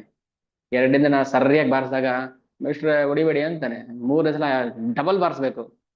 4ನೇ ದಿನ ಅದಕ್ಕೆ ಡಬಲ್ ಬಾರಿಸ್ಬೇಕು. ಬಾರ್ಸ್ತಾ ಬಾರ್ಸ, ಮೇಷ್ಟ್ರೆ ದಯವಿಟ್ಟು ನಿಮ್ ಕಾಲಿಗೆ ಬೀಳ್ತೀನಿ, ಹೋಮ್ವರ್ಕ್ ಮಾಡ್ಕೊಂಡ್ ಬರ್ತೀನಿ ಮರ್ಯಾದೆಯಿಂದ, ಬಿಟ್ಬಿಡಿ ಅಂತಾನೆ. ಹಾ, ಇವಾಗ ಬಂದ್ಯಾ ದಾರಿಗೆ. ಮೊದಲನೇ ದಿನ ಒದೆ ತಿಂದಾಗ ಏನಾಗಿತ್ತು, ಮೇಷ್ಟ್ರು ಸರಿ ಇಲ್ಲ ಅಂತ ಅಂದೆ. ಒಂದ್ ವಾರ ಸರಿಯಾಗಿ ಬಾರಿಸಿದಕ್ಕೆ ಏನಾಯ್ತು, ಮೇಷ್ಟ್ರೆ ನಿಮ್ ಕಾಲಿಗೆ ಬೀಳ್ತೀನಿ ದಯವಿಟ್ಟು ಬಿಟ್ಬಿಡಿ, ಹೋಮ್ವರ್ಕ್ ಮಾಡ್ಕೊಂಡ್ ಬರ್ತೀನಿ ಅಂತ್ಯ. ಇದೇ ಮಾತು ಮೊದ್ಲೇ ಹೇಳಿದ ಏನಾಗಿತ್ತು ನಿಮ್ಗೆ, ಬಿಟ್ಬಿಡ್ತೀನಿ ನಾನು ನೀನ್ ಹೋಮ್ವರ್ಕ್ ಮಾಡದೆ ಹೋದ್ರೆ. ಮೇಷ್ಟ್ರು ಬಿಟ್ರು ಬಿಡ್ಬೋದು, ಈ ಮೇಷ್ಟ್ರು ಬಿಡೋದಿಲ್ಲ, ಜಗದ್ಗುರು. ಬಾರ್ಸಿ ಬಾರ್ಸಿ ಬಾರ್ಸಿ ಪಾದಕ್ ಬರ್ತೀನಿ ಅಂತ ಅನ್ನೋ ತನಕ ಬಿಡಲ್ಲ ಅವನು. ಬುದ್ಧಿವಂತರಾದ್ರೆ ಈಗಲೇ ಬುದ್ಧಿ ಕಲ್ತ್ಕೊಂಡು, 4 ಏಟ್ ತಿಂದಾಗಲೇ ಬುದ್ಧಿ ಕಲ್ತ್ಕೊಂಡು, ಇಲ್ಲ ನಿನ್ ಪಾದಕ್ ಬರ್ತೀನಿ ತಂದೆ ಬಿಟ್ಬಿಡು ಅಂತ ಹೇಳಿದ್ರೆ ಬಿಡ್ತಾನೆ. ಇಲ್ಲ ಚಾಲೆಂಜ್ ಮಾಡ್ತೀವಿ ಅಂದ್ರೆ, ಇವತ್ತು 1, ನಾಳೆ 2, 4, 8, 16 ಹೆಂಗೆ ಹೋಗ್ತಾನೆ ಇರುತ್ತೆ ಏಟ್ಗಳು.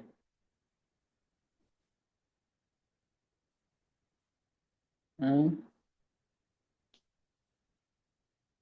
ಅಲ್ವಾ. ಭಗವಂತ ಬಿಟ್ಬಿಡ್ತಾನ ಹೋಗ್ಲಿ, ಬರ್ಲಿ ನನ್ನ ಹತ್ರ ಬರ್ಲಿ ಅಂತಾನೆ ಮಾಡ್ತಾರೆ ಇದೆಲ್ಲಾನು. ನಾವ್ ಹಠ ಮಾಡಿ ಕೂತ್ಬಿಟ್ವಿ, ನಾನ್ ಬರಲ್ಲ, ನಾನ್ ತರ್ಕ ಮಾಡ್ಕೊಂಡು ಕೂತ್ಕೊಂಡ್ಬಿಡ್ತೀನಿ. ಯಾರು ನೋಡಿದಾರೆ ಸ್ವರ್ಗ, ಯಾರು ನೋಡಿದಾರೆ ನರಕ, ನೀವ್ ಹೋಗಿ ಬಂದಿದ್ದೀರಾ, ನೀವ್ ನೋಡಿದಿರಾ, ಈ ತರ ತರ್ಕ ಮಾಡ್ಕೊಂಡು ಕೂತ್ಕೊಂಡ್ರೆ ಮಾಡು. ಎಷ್ಟು ದಿನ ಮಾಡ್ತೀಯ ತರ್ಕ, ತಲೆಯಲ್ಲಿ ಸರ್ಕ್ ಇರೋ ತನಕ ಮಾಡ್ತೀಯ, ಆಮೇಲೆ ತರ್ಕ ಮಾಡಕ್ಕೆ ಸರ್ಕ್ ಇರೋದಿಲ್ವಲ್ಲ. ಸೊ ಆ ಟೈಮಲ್ಲಿ ನಾವು ಬುದ್ಧಿ ಕಲಿತೀವಿ, ಖಂಡಿತ ಕಲಿತೀವಿ ನಾವು ಬುದ್ಧಿ.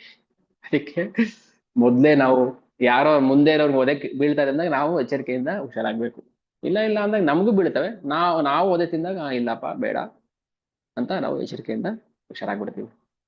ಅದಕ್ಕೆ ಶ್ರೇಷ್ಠ ತತ್ವಜ್ಞಾನಿಗಳ ನಿರಾಕಾರ ಮನೋಕಲ್ಪನೆಗಳು, ಇಲ್ಲಿ ಪ್ರಭುಪಾದ ಭಾವಾರ್ಥದಲ್ಲಿ ನಿರಾಕಾರ ಮನೋಕಲ್ಪನೆಗಳು ಇರುವುದು ಧರ್ಮ ಸಂಬಂಧಿ ಕ್ರಿಯಾವಿಧಿಗಳನ್ನ ಹೊರಗಿರಿಸಿದ ಜ್ಞಾನವರ್ಧನೆಗಾಗಿ.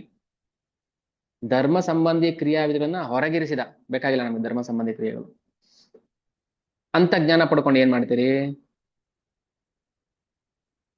ಆದರೆ ಧರ್ಮ ಸಂಬಂಧಿ ವಿಧಿ ವಿಧಾನಗಳು ವಾಸ್ತವವಾಗಿ ಆಧ್ಯಾತ್ಮಿಕ ಜ್ಞಾನವರ್ಧನೆಯ ಉದ್ದೇಶವನ್ನೇ ಇಟ್ಟುಕೊಂಡಿವೆ.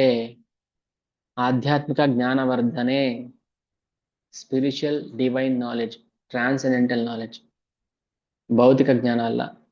ನೀವೆಂತ ವಿಜ್ಞಾನಿ ನಂಬರ್ 1 ಆದ್ರೂ, ಭಾರತ ರತ್ನ ಕೊಟ್ರು ನಮಗದು ಬೇಡ, ವಿಶ್ವರತ್ನ ಕೊಟ್ರು ಬೇಡ. ಕಟ್ಕೊಂಡು ಏನಾಗ್ಬೇಕಾಗಿದೆ ಅದನ್ನ. ಆಧ್ಯಾತ್ಮಿಕ ವಿಧಿ ವಿಧಾನಗಳನ್ನೇ ಪಕ್ಕಕ್ಕೆ ಇಟ್ಬಿಟ್ಟು ಇನ್ಯಾವುದ್ರಲ್ಲೋ ನಾವು PhD ಮಾಡ್ಕೊಂಡು ಕೂತ್ಕೊಂಡ್ರೆ ಏನಕ್ಕೆ ಬೇಕದು. ಧಾರ್ಮಿಕ ವಿಧಿಗಳನ್ನು ಆಚರಿಸುವುದರ ಮೂಲಕ ದೇವೋತ್ತಮ ಪರಮಪುರುಷ ವಾಸುದೇವನು ಇರುವುದೆಲ್ಲದರ ಕಾರಣವೆಂದು ಅರ್ಥ ಮಾಡಿಕೊಂಡು ವ್ಯಕ್ತಿಯು ಜ್ಞಾನದ ಪರಮ ಗಮ್ಯ ಸ್ಥಾನವನ್ನು ತಲುಪುತ್ತಾನೆ. ಇಲ್ಲಾಂದ್ರೆ ಊಹೆ ಮಾಡಿ ಮಾಡಿ ಮಾಡಿ ಜನ್ಮ ಜನ್ಮಾಂತರದಲ್ಲೂ ಊಹೆ ಮಾಡ್ಕೊಂಡು ಕೂತ್ಕೊಂಡು ಕೃಷ್ಣ ಯಾರಂತಾನೇ ಗೊತ್ತಾಗಿಲ್ಲ ನಮಗೆ. ಏನಪ್ಪಾ ತಲೆ ಮೇಲೆ ಕೈ ಹೊತ್ಕೊಂಡು ಕೂತ್ಕೊಂಡಿದ್ಯಾ, ಎಕ್ಸಾಮ್ 3 ಗಂಟೆ ಆಯ್ತಲ್ಲ. ಇಲ್ಲ ಟೀಚರ್, ಇಲ್ಲ ಮಿಸ್ಟ್ರೆ, ಮೊದಲನೇ ಪ್ರಶ್ನೆಗೆ ಉತ್ತರ ಹುಡುಕ್ತಾ ಇದ್ದೀನಿ. ಯಾವ್ದು ಮೊದಲನೇ ಪ್ರಶ್ನೆಗೆ? ಹೆಸರು, ನಿನ್ನ ಹೆಸರು ಬರಿ. ಅರೆ ನನ್ನ ಹೆಸರು ಬರೀದಕ್ಕೆ ನಾನು ಉದ್ದಾಡ್ತಾ ಇದೀನಲ್ಲ, ಇನ್ನು ಇನ್ಯಾವಾಗ ಬರೀತೀಯ ನೀನು ಪ್ರಶ್ನೆಗಳಿಗೆ ಉತ್ತರ? ಮೊದಲನೇ ಪ್ರಶ್ನೆಗೆ ನಿನ್ನ ಹೆಸರೇನು, ಅದಕ್ಕೆ ತಲೆ ಮೇಲೆ ಕೈ ಹೊತ್ಕೊಂಡು ಕೂತ್ಕೊಂಡಿದ್ಯಾ? ಹೌದು ಮೇಷ್ಟ್ರೆ, ನನ್ನ ಮನೇಲಿ ಪಮ್ಮಿ ಅಂತ ಕರೀತಾರೆ, ಮಗ ಹುಡುಗರು ಕುಮ್ಮಿ ಅಂತ ಕರೀತಾರೆ. ಹುಟ್ಟ ಹೆಸರು ಒಂದು, ಆ ಹೆಸರು ಒಂದು, ಯಾವ್ದು ಬರೀಲಿ ಅಂತ ಯೋಚನೆ ಮಾಡ್ತಾ ಇದ್ದೀನಿ. ಮೂರ್ಖ ಶಿಖಾಮಣಿ, ಕೂತ್ಕೋ ಅಲ್ಲೇ. ಇನ್ನ ನಿನ್ ಹೆಸರು ಯಾವ್ದಂತಾನೆ ಹುಡುಕ್ತಾ ಇದೀಯಾ? ನೋಡೋರೆಲ್ಲ 100ಕ್ಕೆ 100 ಮಾರ್ಕ್ಸ್ ತಗೊಂಡ್ ಬರ್ದು ಆಚೆ ಹೋದ್ರು, ಪೇಪರ್ ಕೊಟ್ಬಿಡೋದು. ನೀನ್ ಕೂತ್ಕೋ ಇಲ್ಲೇ. ಬಹುನಾಂ ಜನ್ಮನಾಂ ಅಂತ್ಯ ಜ್ಞಾನವಾನ್ ಮಾಂ ಪ್ರಪದ್ಯತೆ. ಕೂತ್ಕೋ. ಇನ್ನ 10 ವರ್ಷ ಅಲ್ಲ, ಎಷ್ಟು ವರ್ಷ ನೀನ್ ಇಲ್ಲೇ ಕೂತ್ಕೊಂಡು ಇನ್ನು ಮೊದಲನೇ ಪ್ರಶ್ನೆಗೆ ಉತ್ತರ ಗೊತ್ತಾಗಿಲ್ಲ ಅಂದ್ರೆ ನೀನ್ ಜನ್ಮದಲ್ಲಿ ಉದ್ಧಾರ ಆಗೋದಿಲ್ಲ. ಅದನ್ನ ಕೃಷ್ಣ ಹೇಳ್ತಾ ಇದ್ದ ಗೀತೆಯಲ್ಲಿ, ಬಹುನಾಂ ಜನ್ಮನಾಂ ಅಂತ್ಯ ಜ್ಞಾನವಾನ್ ಮಾಂ ಪ್ರಪದ್ಯತೆ ವಾಸುದೇವ ಸರ್ವಂ ಇತಿ ಸಮಹಾತ್ಮ ಸುದುರ್ಲಭ. ಕೃಷ್ಣನೇ ದೇವತಮ ಪರಮ ಪುರುಷ ಅಂತ ಅರ್ಥ ಮಾಡ್ಕೊಳ್ಳೋನ್ಗೆ ಅನೇಕ ಅನೇಕ ಜನ್ಮಗಳಾದ್ಮೇಲೆ ಅರ್ಥ ಆಗುತ್ತೆ. ಅವಾಗ ಶರಣಾಗತಿಗೆ ಬರ್ತಾನೆ. ಕೃಷ್ಣ ದಯವಿಟ್ಟು ಕ್ಷಮಿಸ್ಬಿಡಪ್ಪ, ಕೋಟಿ ಕೋಟಿ ಜನ್ಮಗಳಲ್ಲಿ ನಾನು ನಿನ್ನ ತಿರಸ್ಕಾರ ಮಾಡ್ಕೊಂಡು, ನಿನ್ನ ಉಪೇಕ್ಷೆ ಮಾಡ್ಕೊಂಡು, ನಿನ್ನ ದ್ವೇಷ ಮಾಡ್ಕೊಂಡು ಬಂದ್ಬಿಟ್ಟೆ. ನಾನೆಲ್ಲ ತಪ್ಪುಗಳನ್ನ ಕ್ಷಮಿಸು. ಇವತ್ತು ನನಗೆ ಅರ್ಥ ಆಯ್ತು, ನೀನೇ ದೇವೋತ್ತಮ ಪರಮ ಪುರುಷ. ವಾಸುದೇವ ಸರ್ವಂ ಇತಿ ಸಮಹಾತ್ಮ ಸುದುರ್ಲಭ. ವಾಸುದೇವನೇ ಎಲ್ಲವಾಗಿದ್ದಾನೆ. ಇದೇ ನಿಜವಾದ ಅಂತಿಮ ಜ್ಞಾನ. ಇದು ತಿಳ್ಕೊಂಡ್ಮೇಲೆ ಇನ್ನೇನು ತಿಳ್ಕೊಳ್ಳೋ ಅವಶ್ಯಕತೆ ಇಲ್ಲ.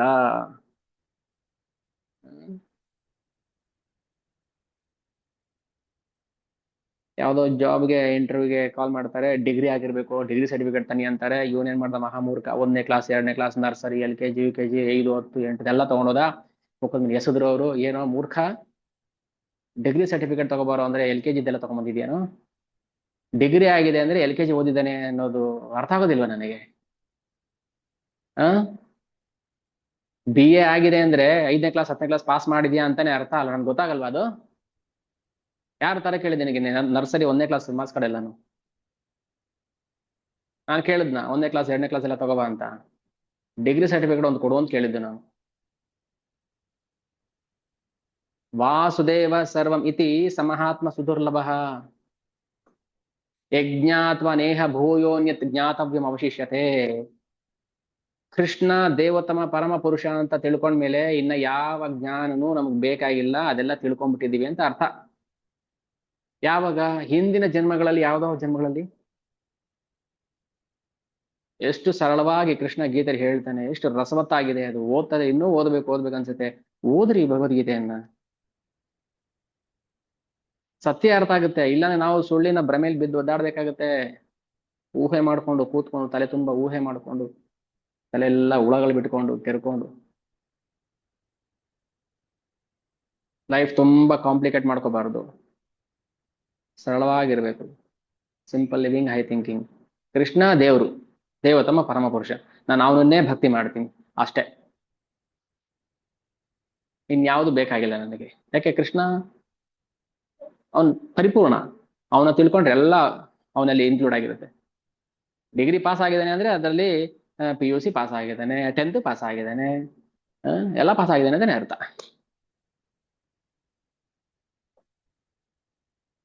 ಹೀಗೆ ಪಂಚತತ್ವ ಭಗವಾನ್ ನಮ್ಮ ಭೌತಿಕ ಅಂಧಕಾರವನ್ನ ದೂರ ಮಾಡಿ ಸರಿಯಾದ ಜ್ಞಾನವನ್ನ ತುಂಬಕ್ಕೋಸ್ಕರ ಬಂದಿದ್ದು. ಅದಕ್ಕೋಸ್ಕರ ಮಹಾಪ್ರಭುವಿಗೆ, ಚೈತನ್ಯ ಮಹಾಪ್ರಭುವಿಗೆ, ನೀನು ಹರಿನಾಮ ಮಾತ್ರ ಹೇಳಪ್ಪ ಸಾಕು, ಬೇರೆ ವೇದಾಂತಗಳು ಉಪನಿಷತ್ತುಗಳೆಲ್ಲ ಬೇಡ. ಯಾರೊಬ್ರು ಬಂದ್ರು, ಮೊದ್ಲು ನಮ್ಮ ಹತ್ರ ಭಾಗವತ ಅಂತ ಹೇಳ್ತಾ ಇದ್ರು, ಇಲ್ಲೇ ಎಂಪ್ಲಾಯಿ. ಅವರಿಗೆ ಯಾರು ತಲೆ ಕೆಡ್ಸೋದು ಏನೋ ಗೊತ್ತಿಲ್ಲ. ಪ್ರಭುಜಿ, ನನಗೆ ಭಾಗವತಂ ಸಾಕು ಅಂತ ಕಾಣ್ತಾ ಇದೆ, ನಾನು ಈಗ ಉಪನಿಷತ್ ಕಲಿಬೇಕು ಅಂದ್ರು. ಏನಪ್ಪಾ ಉಪನಿಷತ್ ಕಲಿಯುವಂಥದ್ದು ಏನಾಗಿದೆ ನಿಮಗೆ? ಉಪನಿಷತ್ಗಳ ಸಾರಾಂಶ ಭಗವದ್ಗೀತೆ. ಆ ಭಗವದ್ಗೀತೆನೇ ಆಧ್ಯಾತ್ಮಿಕ ಜ್ಞಾನದ ತಳಹದಿ. ಅದ್ರ ಬೇಸ್ ಮೇಲೆ ಶ್ರೀಮದ್ ಭಾಗವತ ಭವ್ಯ ಕಟ್ಟಡ ನಿಂತಿದೆ. ನೀವು ಹೋಗಿ ಹೋಗಿ ಇನ್ನ ಉಪನಿಷತ್ ಕಲಿಬೇಕು ಅಂತ ಹೋಗ್ತಿರಲ್ಲ. ಯಾರು ನಿಮ್ಗೆ ತಲೆಗೆ ಗುಣ ಬಿಟ್ರು? ಶ್ರೀಮದ್ ಭಾಗವತಂ ಉತ್ಕೃಷ್ಟವಾದದ್ದು, ಉಪನಿಷತ್ತುಗಳಿಗೆ ಸಿಗುವಂತದ್ದಲ್ಲ ಭಾಗವತಂ. ಜನರ ಬುದ್ಧಿಯನ್ನ ಮೊದಲೇ ಹೆಂಡ ಕೊಡ್ತು ಕೋತಿ, ಅದಕ್ಕೆ ಇನ್ನೊಂದಷ್ಟು ಹೆಂಡ ಕೊಡಿಸಿ ಅದಕ್ಕೊಂಚೂರು ಇಂಜೆಕ್ಷನ್ ಹಾಕಿ ಹುಚ್ಚಾಟ ಜಾಸ್ತಿ ಮಾಡ್ಬಿಟ್ಟಿದ್ದಾರೆ ಅಷ್ಟೇ. ನಾವು ಏನು ಮಾಡೋದು ಬೇಡ, ಭಗವದ್ಗೀತಾ ಭಾಗವತಂ ಇದೆರಡು ಫೌಂಡೇಶನ್ ಚೆನ್ನಾಗಿ ಅಧ್ಯಯನ ಮಾಡ್ರಿ. ಚೈತನ್ಯ ಚರಿತಾಮೃತ ಅಧ್ಯಯನ ಮಾಡಿ, ಭಕ್ತಿರ ಸಾಮೃತ ಸಿಂಧು ಮಾಡಿ. ಯಾಕಂದ್ರೆ ಕಲಿಗ ನಮಗೆ ಇದೆಲ್ಲದಕ್ಕೂ ಅಷ್ಟು ಏನು ಪೂರಕ ಅಲ್ಲ, ಅಧ್ಯಯನ ಮಾಡೋದಕ್ಕೆ ಬಿಡೋದಿಲ್ಲ. ಅದಕ್ಕೋಸ್ಕರ ಗುರುವಿನ ಆಶ್ರಯಕ್ಕೆ ಬರಬೇಕು, ನಿತ್ಯಾನಂದ ಪ್ರಭುಗಳ ಕೃಪೆಯನ್ನು ಬೇಡಬೇಕು, ನಾವು ಭಗವಂತನ ಅನುಗ್ರಹವನ್ನ ಪ್ರೇಮವನ್ನ ಪಡ್ಕೋಬೇಕು. ಇಷ್ಟೇ, ಸಿಂಪಲ್ ಆಗಿದೆ. ಏನೇನೋ ಮಾಡ್ಕೊಂಡು ಏನೇನೋ ಮಾಡಕ್ ಹೋಗಿ ಸುಮ್ಮನೆ ಅದರ ಅವಶ್ಯಕತೆ ಇಲ್ಲ. ಓಕೆನಾ? ಅಧ್ಯಯನ ಮಾಡಿ, ಪಂಚತತ್ವ ಆರಾಧನೆ ಮಾಡಿ, ಕೃಷ್ಣ ಪ್ರೇಮವನ್ನು ಪಡ್ಕೋಬೇಕು ಅಷ್ಟೇ. ಓಕೆ, ಸ್ಟಾಪ್ ಮಾಡೋಣ. ವಾಂಚಾ ಕಲ್ಪತರುಭ್ಯಶ್ಚ ಕೃಪಾಸಿಂಧುಭ್ಯಶ್ಚ ಪತಿತಾನಾಂ ಪಾವನೇಭ್ಯೋ ವೈಷ್ಣವೇಭ್ಯೋ ನಮೋ ನಮಃ. ಜಗದ್ಗುರು ಪ್ರಭುಪಾದ ಕೀ ಜೈ. ನಿತಾಯ ಗೌರ ಪ್ರೇಮಾನಂದೇ. ಹರಿ ಹರಿ ಬೋ.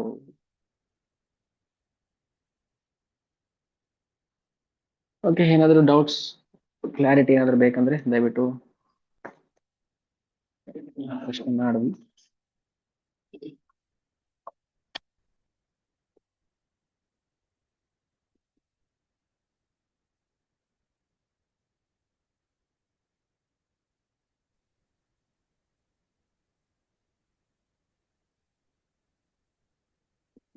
ಏನು ಪ್ರಶ್ನೆ ಇಲ್ಲ? ಹರೇ ಕೃಷ್ಣ. ಸ್ಟಾಪ್ ಮಾಡ. ಹರೇ ಕೃಷ್ಣ ಪ್ರಭು. ಹರೇ ಕೃಷ್ಣ ಪ್ರಭು, ಇದು ಕುಚೇಲ ಕೃಷ್ಣ ದ್ವಾರಕೆಗೆ ಬಂದಾಗ ಇದು ಅವಲಕ್ಕಿ ತಿಂತಾರಲ್ಲ ಪ್ರಭು, ಆ 2 ಇಡಿ ತಿಂದಾಗ 3ನೇ ಇಡಿಗೆ ರುಕ್ಮಿಣಿ ತಡಿತಾಳೆ. ಕೃಷ್ಣ ಭಗವಾನ್ ಸಂಪೂರ್ಣ ಆಗಿದ್ರೆ ಮತ್ತೆ ಯಾಕೆ ಪ್ರಭು ಅದು ಎಲ್ಲ ಐಶ್ವರ್ಯ ಹೋಗುತ್ತೆ ಅಂತ ತಾನೇ ತಡೆದಿದ್ದು ರುಕ್ಮಿಣಿ? ಅದು ರುಕ್ಮಿಣಿಗೂ ಕೃಷ್ಣನ ಸಂಪೂರ್ಣ ಐಶ್ವರ್ಯ ಗೊತ್ತಿಲ್ಲ. ಅವ್ರಿಗೆ ಎಷ್ಟು ಗೊತ್ತು? ವೈಕುಂಠ ಅಷ್ಟೇ. ವೈಕುಂಠದ ಮೇಲೆ ಅವ್ರು ಕೂಡ ಐಶ್ವರ್ಯ ಮಾಡಕ್ ಸಾಧ್ಯ ಇಲ್ಲ. ಅದಕ್ಕೆ ದ್ವಾರಕಾ ರಾಣಿಗಿಂತನೂ ಶ್ರೇಷ್ಠವಾದರು ಗೋಪಿಯರು. ರುಕ್ಮಿಣಿ ಸತ್ಯಭಾಮ ಯಾಕೆ ತಡೀತಾರೆ? ಎಲ್ಲಾರು ಕೊಟ್ಬಿಟ್ರೆ ನಾವು ಮ್ಯೂಟ್ ಮಾಡ್ಕೊಳ್ಳಿ.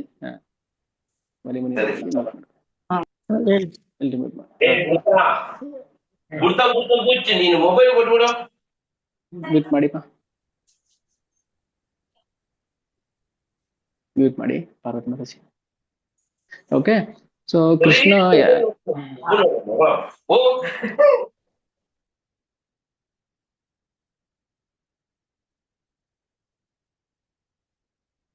Okay sorry disturb. ಸೊ ಎಲ್ಲಾನು ಈಗ 3 ಇಡಿ ಅವಲಕ್ಕಿ ತಿಂದ್ಬಿಟ್ಟು ಎಲ್ಲಾ ಸುಧಾಮ ಕೊಟ್ಬಿಟ್ರೆ ನಾವ್ ಯಾರ ಆಶ್ರಯ ಪಡೆಯೋದು? ನಿನ್ನೇ ಕೊಟ್ಕೊಂಡ್ಬಿಡ್ತೀಯ ನೀನು, ಅವಾಗ ನಾನ್ ಯಾರ ಆಶ್ರಯ ಪಡೀಲಿ ಅಂತ ಅರ್ಥದಲ್ಲಿ ಅವರು ತಡೀತಾರೆ ಅಷ್ಟೇ. ಆದ್ರೆ ಭಗವಂತ ರುಕ್ಮಿಣಿ ಸತ್ಯಭಾಮವರೆಗೂ ಕೊಡದೇ ಇರುವಂತ ಪ್ರೀತಿಯನ್ನ ಸುಧಾಮ ಕೊಟ್ಬಿಟ್ಟಿರ್ತಾನೆ. ಯಾಕಂದ್ರೆ ಅವನಲ್ಲಿ ಪರಿಶುದ್ಧವಾದ ಪ್ರೇಮ ಇತ್ತು, ಅನನ್ಯ ಭಕ್ತಿ ಇತ್ತು ಕೃಷ್ಣನ ಮೇಲೆ. ಅದಕ್ಕೆ ಕೃಷ್ಣ ತನ್ನ ಮಡದಿಯರಿಗಿಂತನೂ ಹೆಂಡತಿಯರಿಗಿಂತನೂ ತನ್ನ ಆತ್ಮಕ್ಕಿಂತನೂ ಹೆಚ್ಚು ಪ್ರೀತಿ ಯಾರದು ತನ್ನ ಭಕ್ತರು. ಓಕೆ, ಸೊ ಹೀಗೆ ರುಕ್ಮಿಣಿ ಸತ್ಯಭಾಮವರಿಗೆ ಅವನ ಅಲೌಕಿಕ ಐಶ್ವರ್ಯದ ಪರಾಕಾಷ್ಠೆ ಗೊತ್ತಿರ್ಲಿಲ್ಲ. ಕೃಷ್ಣ ಎಷ್ಟು ಸುಪ್ರೀಂ, ಗೋಲೋಕದಲ್ಲಿ ಅವನ ರಸ ಹೇಗಿರುತ್ತೆ ಅಂತ ಅರ್ಥ ಮಾಡ್ಕೊಳಕ್ಕಾಗಿಲ್ಲ ಅವರು. ಸೊ ಹಾಗೆ ಅದಕ್ಕೋಸ್ಕರ ಅವರು ಹೇಳ್ತಾರೆ. ಅಂದ್ರೆ ಬೇರೆ ಬೇರೆ ಆಚಾರ್ಯರು ಬೇರೆ ಬೇರೆ ಅರ್ಥದಲ್ಲಿ ಹೇಳ್ತಾರೆ. ಸೊ ಒಂದ್ ಅರ್ಥ ಇದು. ಓಕೆ, ಹಂಗಾಗಿ ಕೃಷ್ಣ 3 ಇಡಿ ತಿನ್ನೋದಕ್ಕೆ ಬಿಡ್ಲಿಲ್ಲ ರುಕ್ಮಿಣಿ. ಅದು ಅವನ ಇಚ್ಛೆನೇ ಆಗಿರುತ್ತೆ. ಅದು ಕೂಡ ಭಗವಂತನ ಇಚ್ಛೆನೇ ಆಗಿರುತ್ತೆ. ಅವ್ರ ಕೈಲಿ ತಡಿಸ್ಬೇಕು ಅನ್ನೋದು. ಓಕೆ, ಹರೇ ಕೃಷ್ಣ. ಹರೇ ಕೃಷ್ಣ ಪ್ರಭು. ಹರೇ ಕೃಷ್ಣ. ಹರೇ ಕೃಷ್ಣ ಪ್ರಭುಜಿ, ಧನ್ಯವಾದಗಳು. ಹರೇ ಕೃಷ್ಣ, ಧನ್ಯವಾದ. ಹರೇ ಕೃಷ್ಣ ಪ್ರಭು. ಹರೇ ಕೃಷ್ಣ ಮಾತಾಜಿ. ಹರೇ ಕೃಷ್ಣ ಪ್ರಭು. ಹರೇ ಕೃಷ್ಣ ಹರೇ ಕೃಷ್ಣ ಎಲ್ಲರಿಗೂ. ಹರೇ ಕೃಷ್ಣ ಪ್ರಭು, ಧನ್ಯವಾದಗಳು. ಹರೇ ಕೃಷ್ಣ ಮಾತಾಜಿ, ಹರೇ ಕೃಷ್ಣ ಪ್ರಭು, ಹರೇ ಕೃಷ್ಣ ಪ್ರಭುಜಿ. ಹರೇ ಕೃಷ್ಣ ಮಾತಾಜಿ. ಹರೇ ಕೃಷ್ಣ. ಹರೇ ಕೃಷ್ಣ ಪ್ರಭುಜಿ, ಧನ್ಯವಾದಗಳು. ಹರೇ ಕೃಷ್ಣ ಮಾತಾಜಿ, ಧನ್ಯವಾದ.